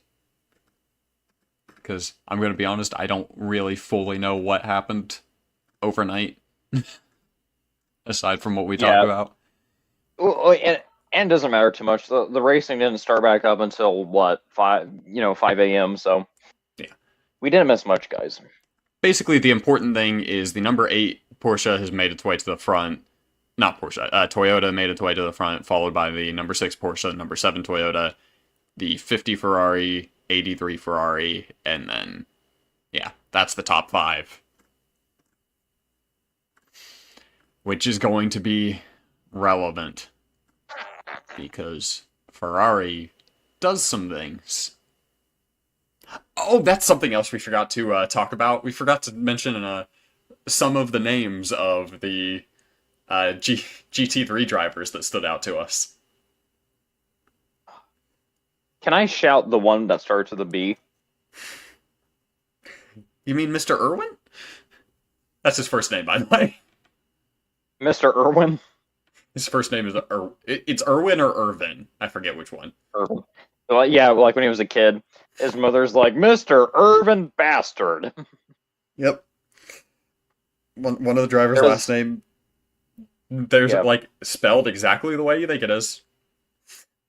And the funniest thing is, he was the guy with like the inch thick glasses in his helmet that they cut to every now and then. That was him. Yeah. Which makes him even more of a legend. Like I have a certain level of respect for drivers who race without contacts and like normal glasses instead. Yeah. Well, But Mr. Bastard was better off for it. another one was Saucy. Oh yeah, Saucy Bastard. Yep, there was a Saucy, and there was a C. Eastwood. I see. Oh yeah, Clint Eastwood. Yep. So, yep. Those were just some of the fun things. I remembered that because there was a note about race control noting something about Eastwood because his engine exploded. Clint Eastwood would never. Yeah. So, But we are on to our 1920 now. something like that. And at this point, Eli, I will ask you to kind of take over. if you haven't already, because I had watched at pretty much nothing of this. I watched like an hour between 8:30 and 9:30, and that was it. Yeah. So basically, the ending actually ends up being somewhat underwhelming, specifically because there ends up being controversy about it. Right? So it looks like we're going to get like a race to the finish with between like a three-way race between Ferrari, Toyota, and Porsche. Um and then what ends up happening, I'm trying to see if I can find where it is so that I do not blame the wrong Ferrari. I want to say it was the Yeah, you're about 51, to. but I can't remember.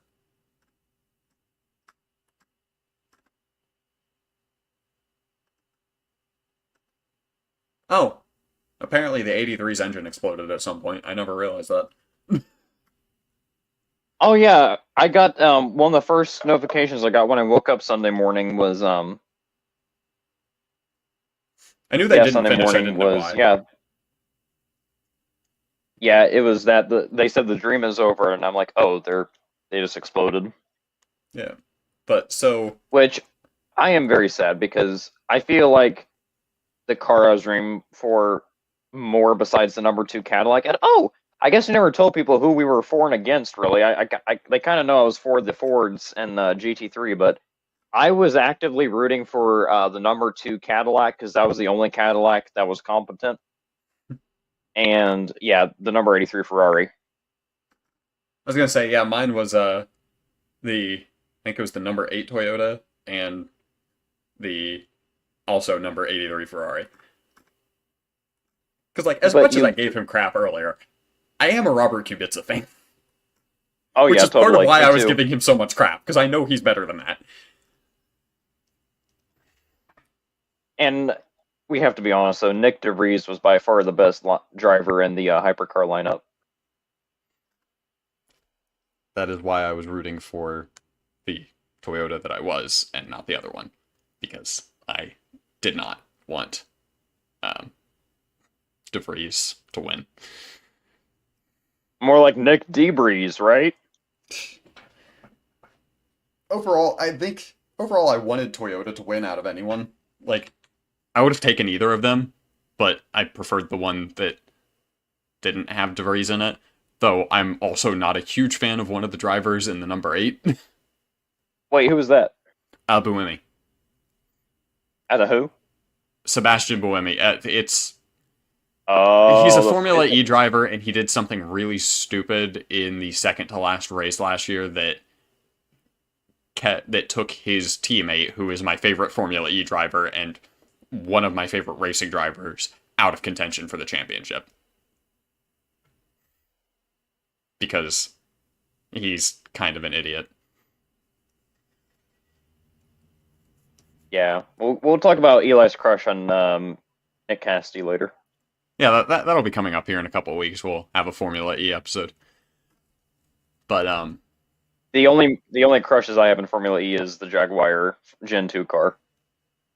hey, Cassidy's a Jaguar driver now, so Wrong gen. it's still the same livery. But it suited the Gen 2 so well. Honestly, they I guess a lot of probably liveries did. yeah. It was a good looking car. We'll talk about it on the future episode. I imagine that the Formula E episode we're going to spend a lot of time talking about liveries because to be fair, a lot of those cars do look really good. Guys, half the reason I like anything with wheels in general is because they look good. Yeah, but no. Anyway, so it's like a three-way fight for that. The number 51 manages to overtake the I lost track of it and I can't remember its number. They managed to overtake the Porsche for second, and they're gaining on the Toyota for the lead. And then it's raining again, so the track's wet. And then number 51 outbrakes themselves on a wet track, rear ends the Toyota, number 8 Toyota, causing them to spin and taking them completely out of contention. Which then leads to it being number 51 Ferrari versus number 50 Ferrari. So then, of course, number 51 does end up getting a penalty for that. And, but that just leads to the number 50 taking the lead. I think technically the Porsche was in the lead for a little bit, but they were slow. Mm-hmm. And then they build a lead, but they then have an unsafe release in the pit stop. Which, mind you, there was an incident earlier that was, like, identical that got a harsh penalty for it because, like, the pit lane in general in motorsport is the most dangerous place and is, like, the place where safety rules are taken the most seriously.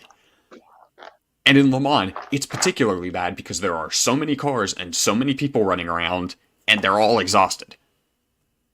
And, yeah. So, they just ignore the unsafe release from the 50 Ferrari. They just let it happen. It's not that bad.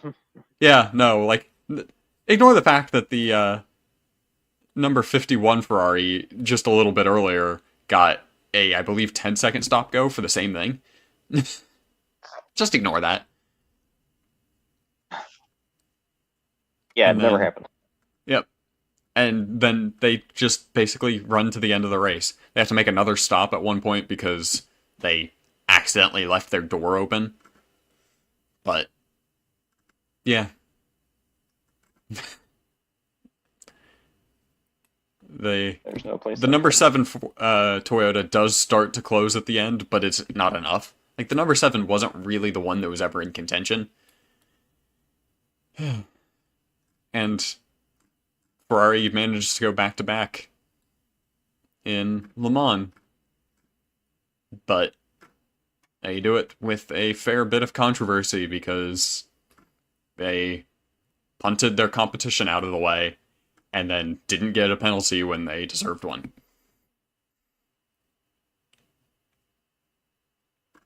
This is how Liberty dies, with thunderous applause.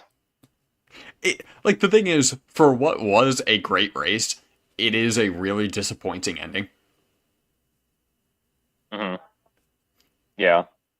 But as Motorsport points out, if Ferrari were to ever actually follow through on their constant hints that they might one day run an Indy car team, this year they managed to take both Monaco and Le Mans. I'm just saying. They got close ties with Prema. Prema's joining IndyCar next year. Why not give it a run at getting all three at the Triple Crown in 1 year? Hey, McLaren did it. Yeah. But anyway, so I guess that's true. yeah, they took Guess it's Monaco all and that- the Le Mans this year. The only thing they were missing was sorry. Only thing they were missing was Kyle Larson. well, we need to talk about the other category winners too. So the let me pull up the official results. So what we end up with is the number 50 Ferrari taking first, with the number 7 Toyota in second, and the number 51 Ferrari in third for the hypercar category. We are going to skip LMP2 for a second. GT3, we get the Manthe Emma number 91 in first. Team WRT number 31 in second. And the Well, in Cadillac Racing number 311 in... That's not right. What the heck? No, no, it Oh, was they the categorized number. it. Yeah, it's the number 88 Proton competition. Yeah, so Dang, Ford got third there. One of the Cadillacs finished in the GT3s. Ooh. Yeah, it wasn't a good day for them, and but Porsche won the GT3. That was the winning manufacturer was Porsche. Yeah, I was just going for the teams. Uh, okay. Yeah, it was a I am happy with Porsche, a third place with BMW. Ford. Yeah, Porsche, BMW, and Porsche. So, that is not a Porsche. Ford. Yeah. No. It just confused me for a second because for some reason on the WEC website, whenever you click on them, it says that they were running a Porsche and shows a picture of the Mustang that is the Mustang they were running. Well, obviously, a Mustang and a Porsche are just the same car. It was a little bit, my brain was not working right there for a second. But the reason I decided to skip LMP2 is because the LMP2 winner leads us into our next segment, which is technically the news segment, but it's actually the segment where we just rant about things that annoy us. Because the winner... Yeah, so 24 hours is done. Yep. The winner of We're done with LMP2... 24, just going into the news. Yeah. Was the United Autosports number 22. The reason that this is relevant to the news is because one of its drivers was Nolan Siegel, who's just been announced as the pilot of the number 6 McLaren IndyCar for the rest of this season and at least the next 2 seasons afterwards.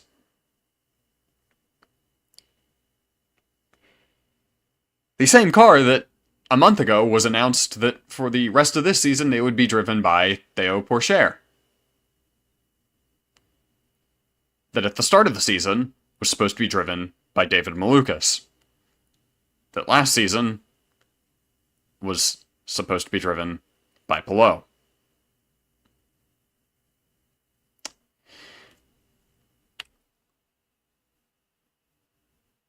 Nothing against Siegel, but this is like the only actual accomplishment he's had in his entire career.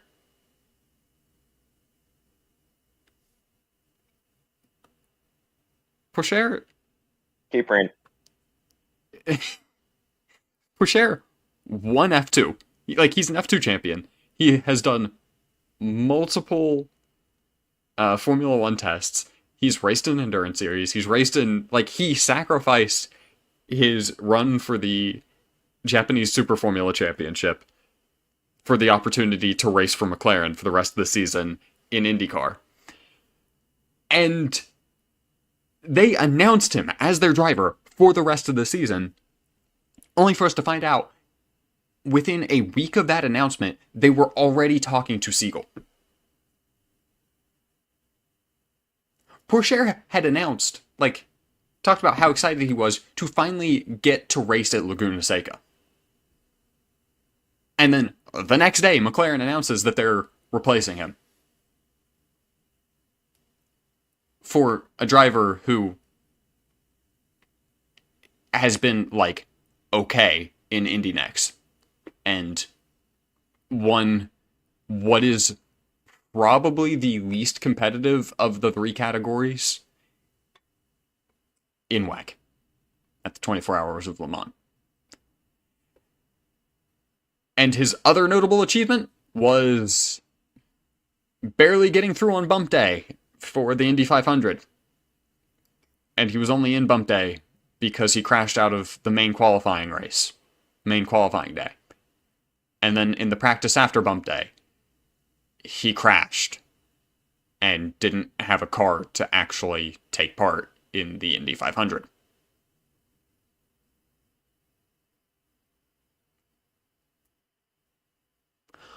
Solid pick. Somehow, this season has made the 2019 Red Bull driver situation seem reasonable. Like, what are you doing? At least they gave Gasly a different seat. Like, what? I mean, because like the reason that Pillow didn't take the McLaren seat, even though he was supposed to, is because the McLaren seat was supposed to open up to a potential seat in F1, but then Zach Brown decided to sign Lando Norris and Oscar Piastri to like 8-year contracts in F1, so suddenly Pillow knows that, oh, that was just a lie. It's like, come on. Oh. Meanwhile, they gave up, oh god, why can't I remember his name? I actually quite like him as a driver. Who was it that drove the number 6 last year? Oh. You mean, is he still Rosenquist. in IndyCar? Oh, Yeah. Felix Rosenquist, okay. Felix Rosenquist, who was a good driver for McLaren. Like, he was often able to keep up with Pato O'Ward, be competitive, keep his head on, keep it clean, get good results for the team. They threw him to the curb just to have complete chaos. Mind you, like, I can defend what they did with Malukas, because what happened with Malukas is the idiot decided to go mountain biking a day before the season started, broke his wrist, and then, like, every time he's like, yeah, no, I should definitely be, it should definitely be healed up enough for me to be able to race by the next race. It then wasn't. So, like, McLaren, at the point that they had to decide whether they were going to exercise a clause in his contract or not to drop him, had no guarantee that he would ever be able to race during the season. So it's like, that makes sense. But, like, you dropped a good driver for, admittedly, Pillow is a great driver and would have been a great gain. But you did also lie to him about the opportunities that taking that seat would open up. And then you abandoned Theo Pourchaire for a pay driver. Because that's the thing that, it's not been confirmed, but Siegel's family is rich. So it's speculated that they cut a check. Because... yes, money over talent. Yeah. Because, here's the thing. McLaren's whole line about the situation makes no sense. Because they're saying, oh, we needed to lock down this talent for the future, for the good of our team. Except for the fact that Theo is 1 year older than Siegel. So they could have just as easily offered him a multi-year contract to lock him in. Yeah, I agreed with that. That was just so out there. It's like, yeah, it's incomprehensible. Yeah. It's just 1 year. And there is no logical reason besides money what they did. No, and like Pato, when he was interviewed about it, was very obviously trying to dodge the question because he was obviously, like, he knows why it happened and he doesn't like it.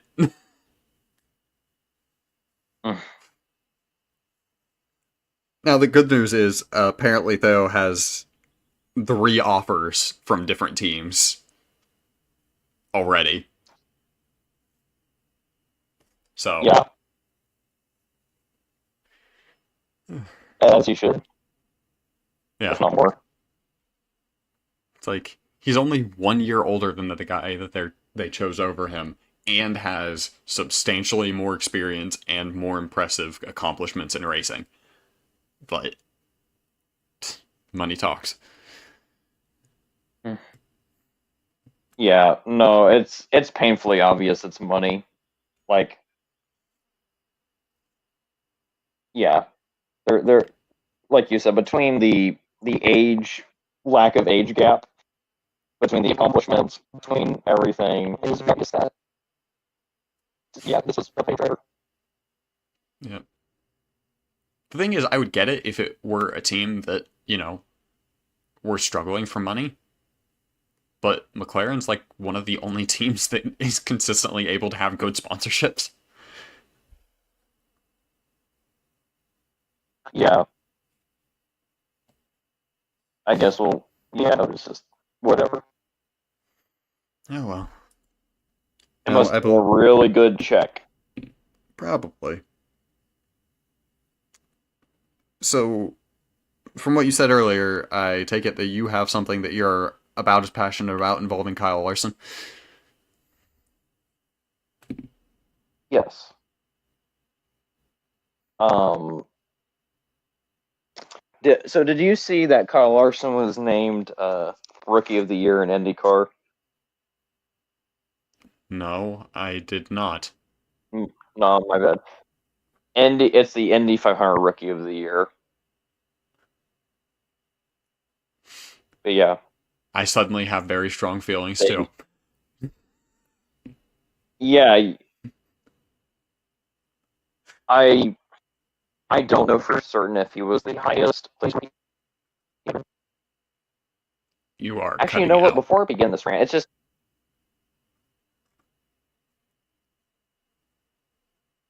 Oh, you're back. can you hear me now? Yep. Okay, good.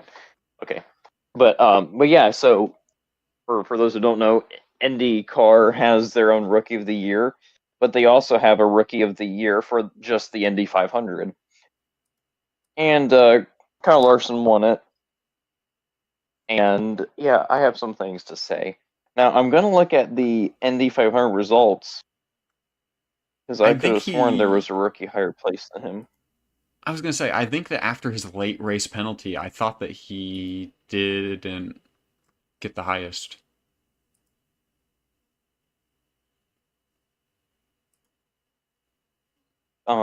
Indy 500 results. All right, let's see.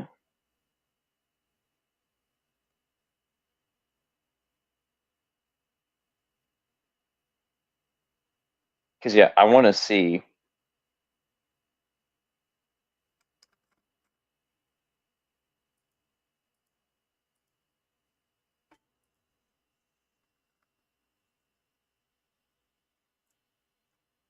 Why does it not mark who is a rookie on here?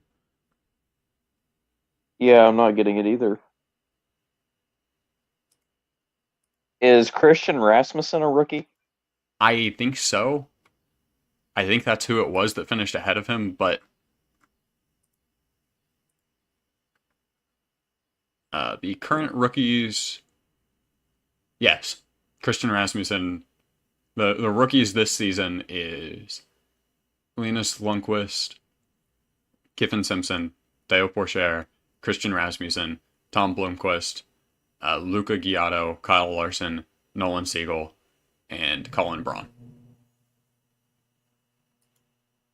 Good. I suspected as much. Here's the thing. We talked earlier about how money talks with Nolan Siegel and company. I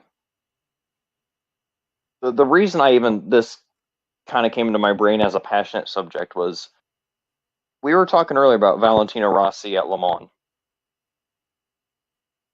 and how good he did. He was leading GT3. Granted, this is not his first sports car start, but it's very much his second or third.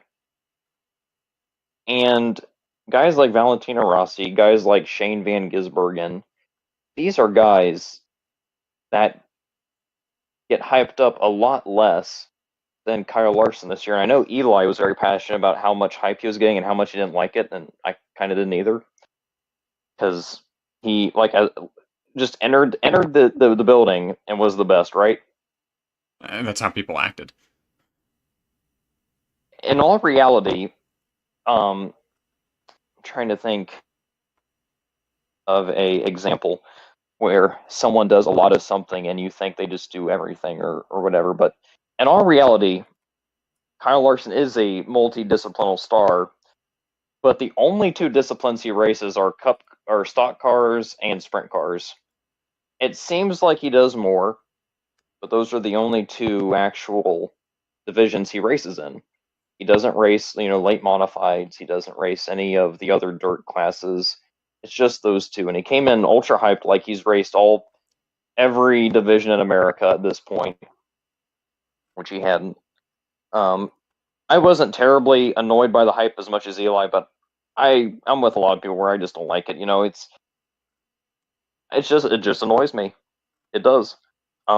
Especially when you don't get results. But that's kind of the basis of my claim is no, I don't like this. It feels more like he got Rookie of the Year because they felt like they had to. It feels like a marketing thing. It does. Because everybody, why did a lot of people tune into the Indy 500 this year? Because of Kyle Larson. Does that mean he was the best rookie in the race? No. Did Christian Rasmussen speed on pit road? No. Did Christian Rasmussen get fifth in qualifying? No. But did Kyle Larson, was he the fifth from last in qualifying, had a really grippy sunny track? Yes.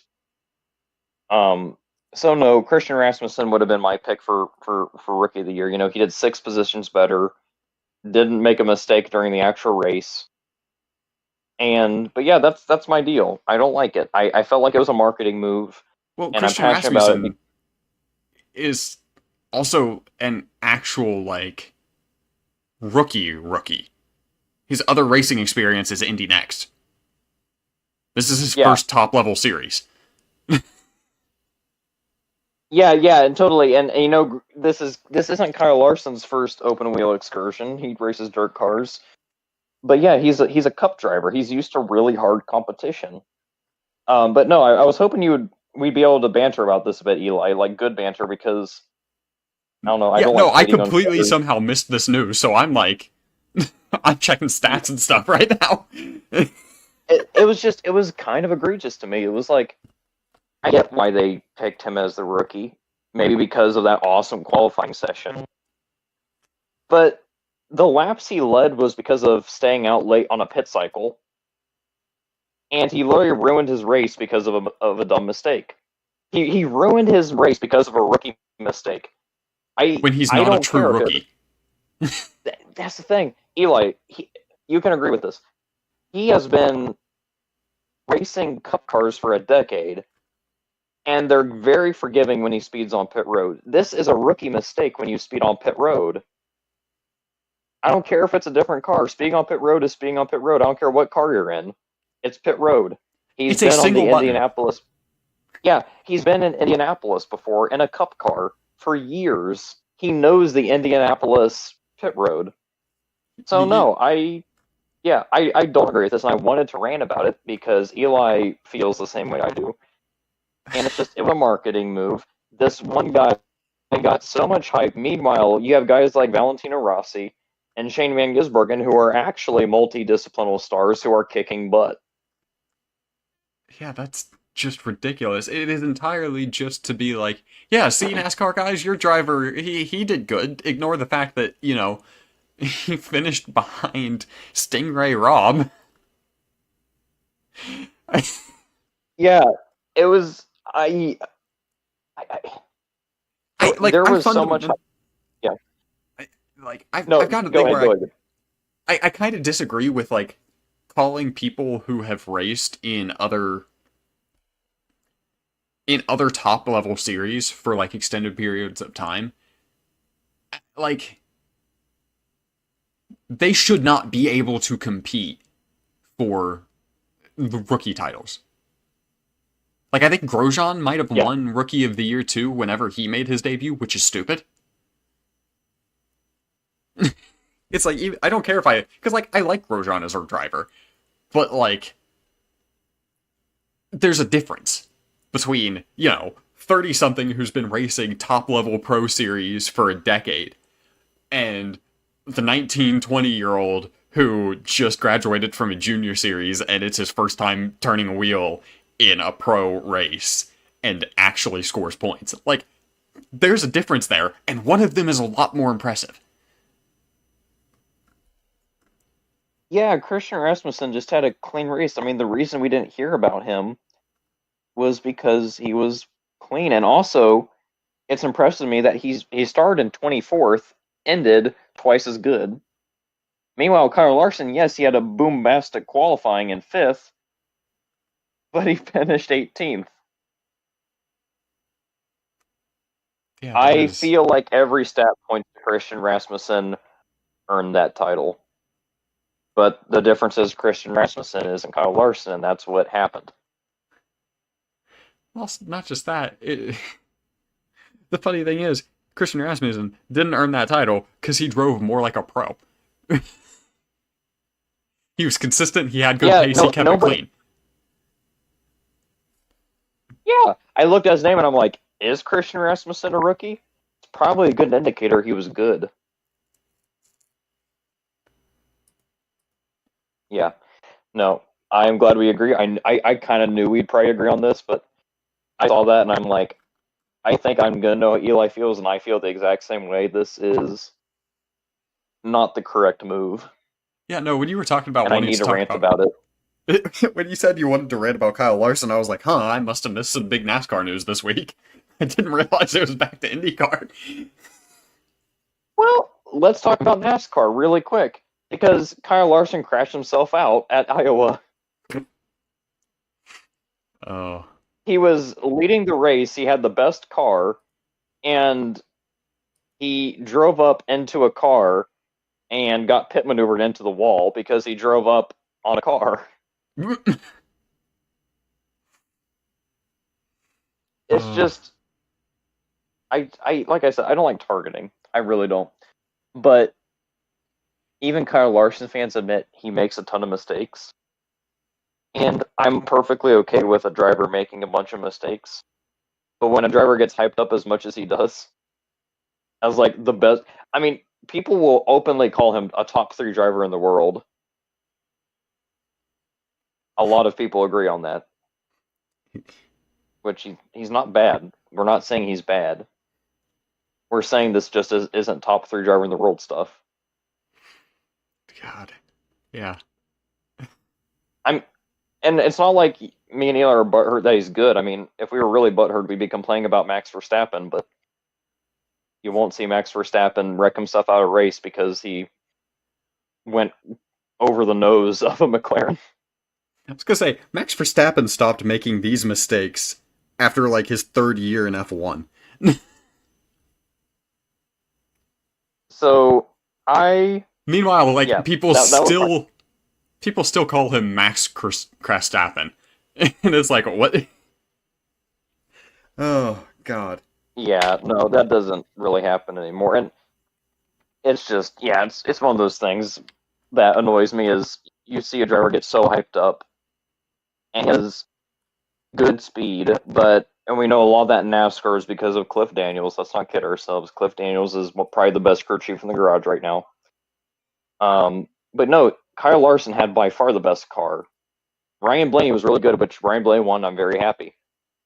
But no, Kyle Larson had that race in the bag, but decided to drive up into somebody.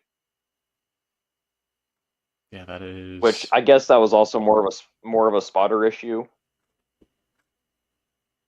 But there's also a skill issue in that. I was gonna say, like, hey, because fundamentally, you are still the one driving the car. Yeah. So, and I forget who it was who he got claimed over. I'm gonna have to check really quick if you want to fill space for just a second. Yeah, actually, because there was a thing that I realized that we somehow forgot to talk about, as Alex Palou was also in the 24 Hours of Le Mans racing one of the number 2 Cadillac, and they finished 7th. Oh yeah, BTW. That was the Cadillac I was rooting for, and I forgot to mention my own driver. Yeah, no, I had completely forgot it too, and I was like, whenever I mentioned, was talking about the McLaren situation and mentioned Alex Palou, I was like, wait a second, wasn't he racing this weekend too? So I started checking. I'm like, which car was he in? Realized that we somehow managed to completely forget to talk about that. It wasn't really that remarkable of a race. Like he was fast, like they were fast, but some stuff with pit cycles and blah blah blah ended up with a unremarkable finish.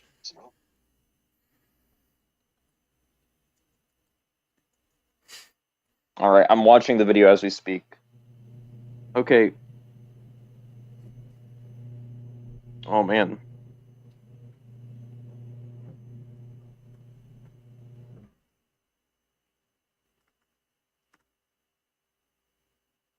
Okay, no, I'll blame Kyle Larson still. So, is that Brad Keselowski? No, that's Daniel Suarez.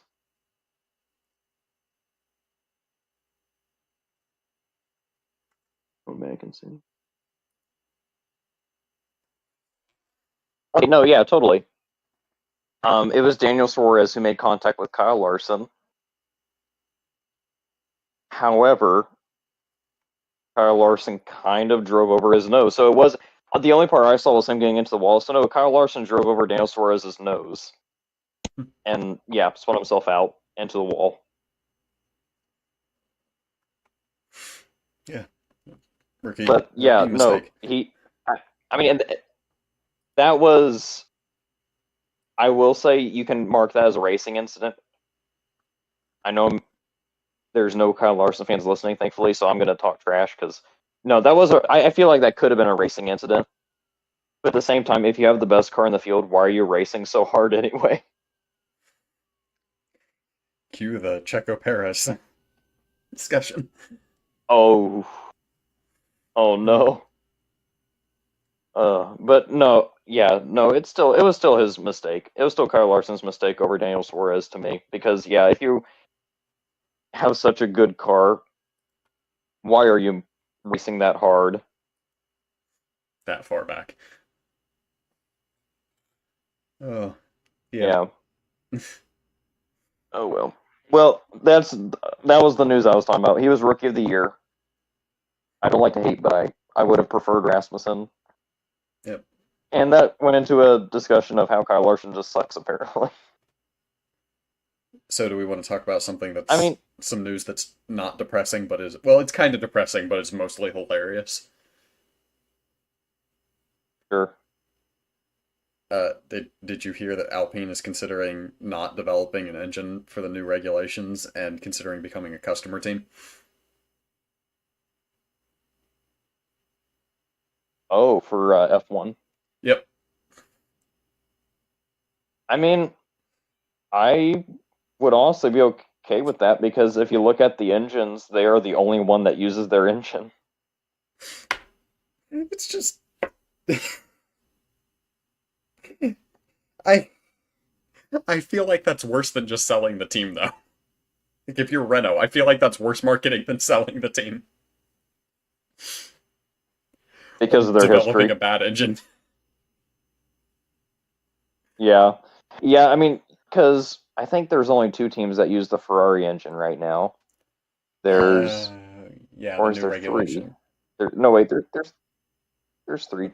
Right now there are three. The Wait, new does Kick regulation Sauber there will still? be two. I was right now. Does Kick Sauber still use the Ferrari engine? Yeah, until 2026, it's Kick Sauber is the Ferrari engine. Come 2026, it's just going to be. Let me see if I can remember all of the engines. The Ferrari engine in 2026 is going to be run by Ferrari and Haas. Mercedes engine is going to be run by Mercedes, McLaren, and Williams. Um, the Red Bull powertrain will be run by Red Bull and Racing Bulls. Um, Audi is running the Audi engine. Aston Martin is going to be running they've partnered with Honda, so they're going to be running a Honda engine. And then I would have said the Alpine was going to be running the Renault engine, but then they're like, we're not confident that we know what we're doing, so they might be running the Honda. Uh, yeah, no, Alpine is sad. Yep. For anyone who doesn't know why they might be running the Honda, it's because it's unlikely at this point that any of the other engine manufacturers would want to partner with them. But since Alpine has a registered certified entry, um, whoever, whatever engine manufacturer is providing the least teams, if there is a team that is approved to run on the grid that doesn't have an engine, that engine manufacturer is required to supply them with one. So if Renault just decides to not develop an engine, then Honda will be forced to provide one for Alpine as well. How does that decision come down to Honda versus Audi? That is a good point. I would think it would be funding and infrastructure. Yeah, because I would say Honda just from funding, but at the same time you have Audi, who I was gonna I say don't know if they Honda. have any ties whatsoever to Alpine. The thing is, I could actually thinking now that you mention that, I could actually see because having a customer team is actually a good thing, especially for new engine regulations, because it gives you a lot more data to develop it. So I could actually see Audi considering if it came down to it volunteering it. Yeah, But yeah, I don't know what the system for a tiebreaker there would be. I would think if it had to go to a tiebreaker, it would go to Honda just because they have experience with providing F1 teams' engines. that's true. But I don't actually I know. mean, I guess they did win a championship. I guess we'll see. All I know is if Alpine brings their old paint, their old livery back, I'll be okay. I don't know. The 30 kg reduction And when I mean might old, I make mean might make that 20, hard. 21. Yeah. Wait, what? I said the 30 kg weight limit reduction might make that a challenge unless they introduce the rules we talked about earlier to force them to paint more of their car. At this point, they better, because we're gonna have a lot of black cars soon. Yeah. But so anyway, that pretty much rounds up most of what we were going to be talking about tonight.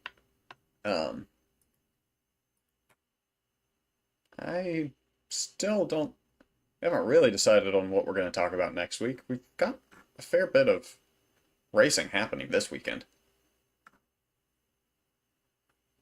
Yeah, we got New Hampshire and NASCAR, F1 Spain, right? Spain. And then MotoGP's next week. Yep, Laguna Seca. Laguna Seca. Yeah, we have a few really good ones to pick from. I'm I'm expecting Spain to be kind of a dud. So if I had to guess, most likely next week we're going to be talking about Laguna Seca and NASCAR. Probably. If I will say, if Max Verstappen doesn't, we have to talk about Spain.